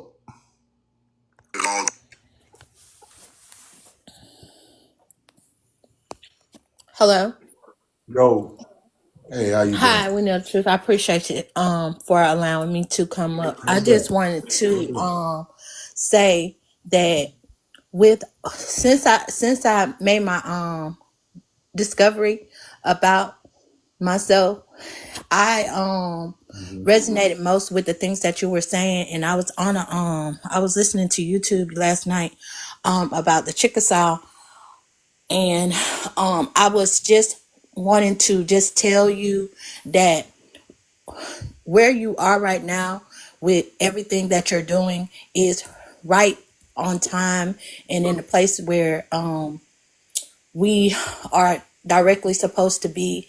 Again, what the other brothers was saying about how you choose to handle the your life and about the things that you say really really resonate with who we are, and I really really appreciate you as our brother and a part of the priesthood, because what you're doing is the gospel. It's the gospel. And because we aren't violent, because we aren't angry, in the area that I live in, there is it's a very, very angry spirit in Alabama and in Georgia, where I was thinking that I wanted to move. But I think that where I was looking for, and I saw where my grandfather was from in Samson, Alabama, it's a strong spirit of peace calling me down to the city of Chickasaw itself. And at this time, what is about to happen is that, and I hate to be political or bring it up, but Trump is about to, what he was saying, what the other gentleman was saying about the redwood trees or whatever the case may be, and them giving the land back. It's gonna be a lot of that. It's about to be a lot of that, And what I wanted to also share with you is that your movement to Washington, I'm going to be there. I'm going to be there with you. I don't even know how I'm going to be there, but I'm going to be there because we do have questions to ask, and we ain't coming with no strife. We coming just because we have to make these things right. And if anybody that don't resonate with the truth and resonate with our peace, we cannot roll with that. We ain't coming that the world is gonna know we coming in peace, but we have to have our land back because the earth is angry with us Yeah. for allowing so much of this thing to be. It's because I have realized in my life, since I was born, and my grandmother, I couldn't understand why my grandmother picked me, both sides of my grandmother, my dad's side and my mom's side, like picked me. And I couldn't understand why I was always the one that caught the switch the most. And she told me something, I had to listen the first time, and I had, you know what I'm saying? I was called to a higher place, and my words meant something different when it came to the family. And when we speak the truth, it's going to resonate with those of us that certainly want to hear and need something different. And it was only because I had gone within in order to really be in the place that I'm in. I still don't believe that. I still don't believe it. And like I said, I go to the when I listened to the Chickasaw man talking last night, it wasn't melanated. It wasn't a melanated face that was. It's within. The spirit of the melanated people is within. He was speaking in the Chickasaw language, and I was able to resonate with the energy of it, the frequency of it. And that's what we have to search for, because we ain't going to be able to understand in a physical way how we've been taught to understand. We understand in the spirit. We understand in the spirit, in the energy. And you will be able to recognize the Energy. truth when you know it. The When we energy. know it. And your name of your live was that. This is the first place I stopped when I came on TikTok, in all honesty. And I listened to you at first, and I didn't understand what you were saying. Really, I didn't understand. But then I started to study myself even more. I always resonated with the indigenous people called the Indians, but I couldn't understand why I didn't resonate with it wholeheartedly, because lies was in it. You know what I'm saying?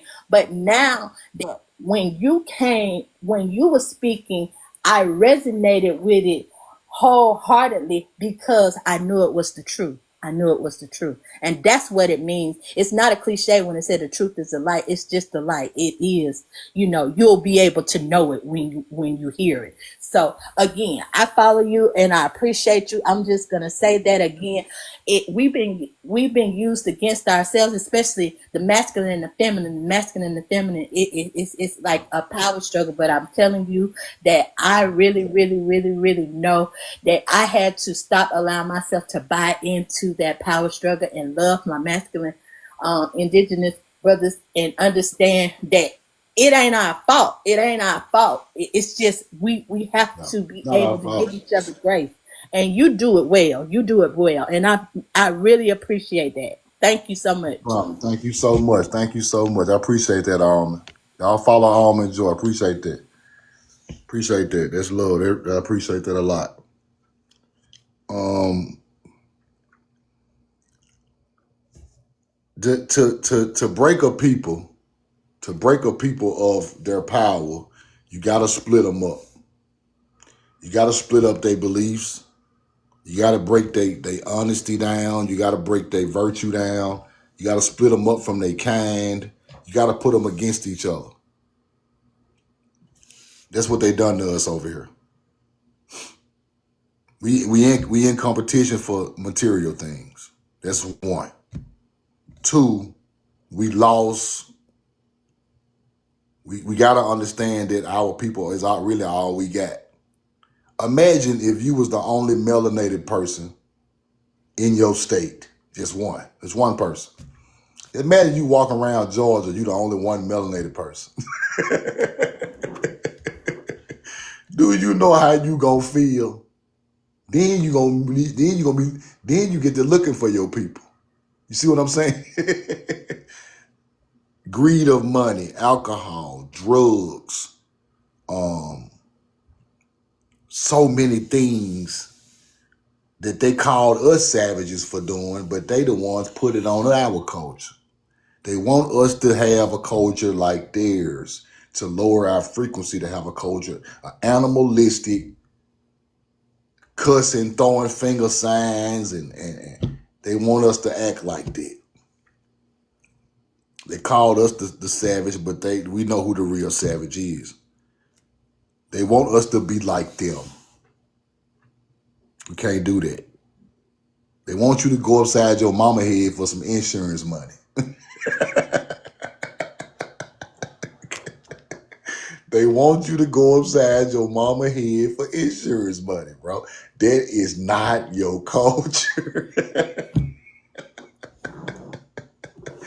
Ooh, I can get that 100,000. That's not your culture, bro. That's not your culture, bro. But they want you to feel like they feel. You don't feel like they feel. So by you allowing their culture to creep into your soul, it turned us against each other. They turned the spirit to an unvirtuous spirit. Now we get we get done worse than them because we are of nature. So the earth already know we don't supposed to be acting like them. How did y'all lower y'all frequency to act like a hunter gatherer? See what I'm saying? So karma hit us back even harder because we know better. We know better. Some people can do bad things and they don't feel nothing, y'all. Some people can hurt a person and just go in the house and go to sleep. Some people can run somebody over with a car, entertainment purposes only, and go right in the house and go to sleep, wake up, eat some breakfast, don't care nothing about it. If we do that, our soul is going to eat us alive. You're not going to be able to go to sleep. You're not going to be able to do nothing. You're going to stop. Even if you got to go to jail, 9 times out of 10, we just going to stop and go to jail, bro. Fuck it, bro. Put me in cuffs, man. They take me the fuck out of here. Because at least I know I done the right thing, right? But they making our people not do that no more. We act like them. Run over you, go home, go to sleep. Karma come back, you get 50 years. See what I'm saying? Because it's not us, bro. Some stuff just ain't meant for us. They can get away with carnage and unaliving and because they don't have the soul to bear it. It's not nothing on them to make them feel bad about what they done. All they know is they came up and that's the end of it. We don't feel like that. So we have to look at our people and not be like, okay, these youngsters, I don't want to hurt you, bro. You don't want to hurt me, bro. Let's just chalk this up and just let everybody live, bro. You mean too much. The value got to get back into the people. Our value is low. So when that's why I always talking about killer, because our value is low to each other. If our value was high to each other, we wouldn't do that to each other. We have to raise the value of our people back up. We not no 25-cent people. We got to get the value back up to $1,000 or something. The value is too low on our life with our own people. So once the value go up and you appreciate your own people, because to be enlightened, you got to appreciate your own people, bro. Got to. Ain't no way around it. You can't be enlightened and not appreciate your own people. They don't go together, bro. It's like playing football with no helmet, bro. If you enlightened, you got to be enlightened. You got to be in tune with your people. Come on, man. You can't be enlightened and going against the grain. I can't be enlightened on here arguing with Keisha the Hood Princess every day. That's not enlightened. If she going live looking out for and I'm arguing with her every day in the live, and we going back and forth arguing with people, we not enlightened, bro. We ain't even at peace with ourselves. We're not even at peace with nobody, each other. We can't do that, bro. So I chose to not do none of that because it takes away from, like y'all say, the vibe of the teaching. If the vibe is right, the mind is right, and you learn it better. If it's chaos going along around and somebody spit some top flight knowledge, but it's chaos going on, you still can't hear it because the chaos stopped it. If I'm writing a beautiful book and the chopper go off, I'm gonna stop writing the book because the chopper going off. See what I'm saying? That's just the only way I can explain it. Chaos, you cannot get enlightened in chaos, bro. You can't get to where you're going in life in chaos, bro. We've done that for too long. When we were younger, we going through chaos trying to make it. At this point in life, it can't be no more chaos, bro. Not amongst our own people and not amongst... I can't get on here and argue with no African every day. I can't get on here and argue with no native every day. It's chaos.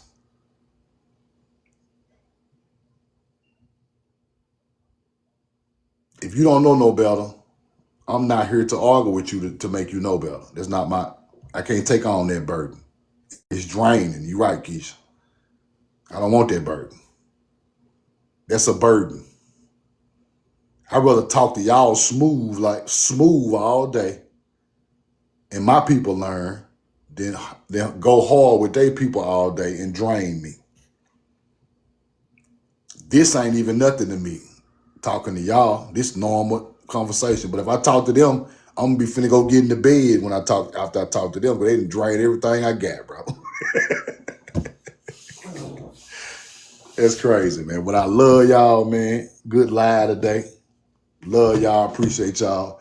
Appreciate everybody support and what they saying, because that's how I want it to be. I want it to be calm. I want it to be. Now I get on here and I turn up a little bit. I bust a joke here and there to try to keep, everybody, on their toes, just to make the teaching a little more entertaining and fun. But at the end of the day, I just do that to punchline the receipt. That's all. But I get into the moment, talk crazy every now and then, but that's just the passion of teaching it. But that's just the passion of teaching it. It's not against people. It's just the passion of teaching. So that's all I got to say, man. Y'all have a great day. Y'all subscribe to the YouTube. The link is in my bio. Subscribe to my live subscription if TikTok stay up. Do that for me. They blocked my last video talking about the corn in Egypt. I just got that video blocked, so hopefully they let it stay up on TikTok. They don't want me to teach the corn was on the walls in Egypt, but you know how that go. But shout out to everybody, man. Appreciate everybody, man. I love you, and I'm in love with you. Roll the corn. I'm gonna go back live a little later. We're gonna chop it up a little more. Appreciate the likes. 170,000 likes. That's love right there, man. All in one live. We know the truth now. Y'all have a great day. I'll be back a little later, man. Roll the corn.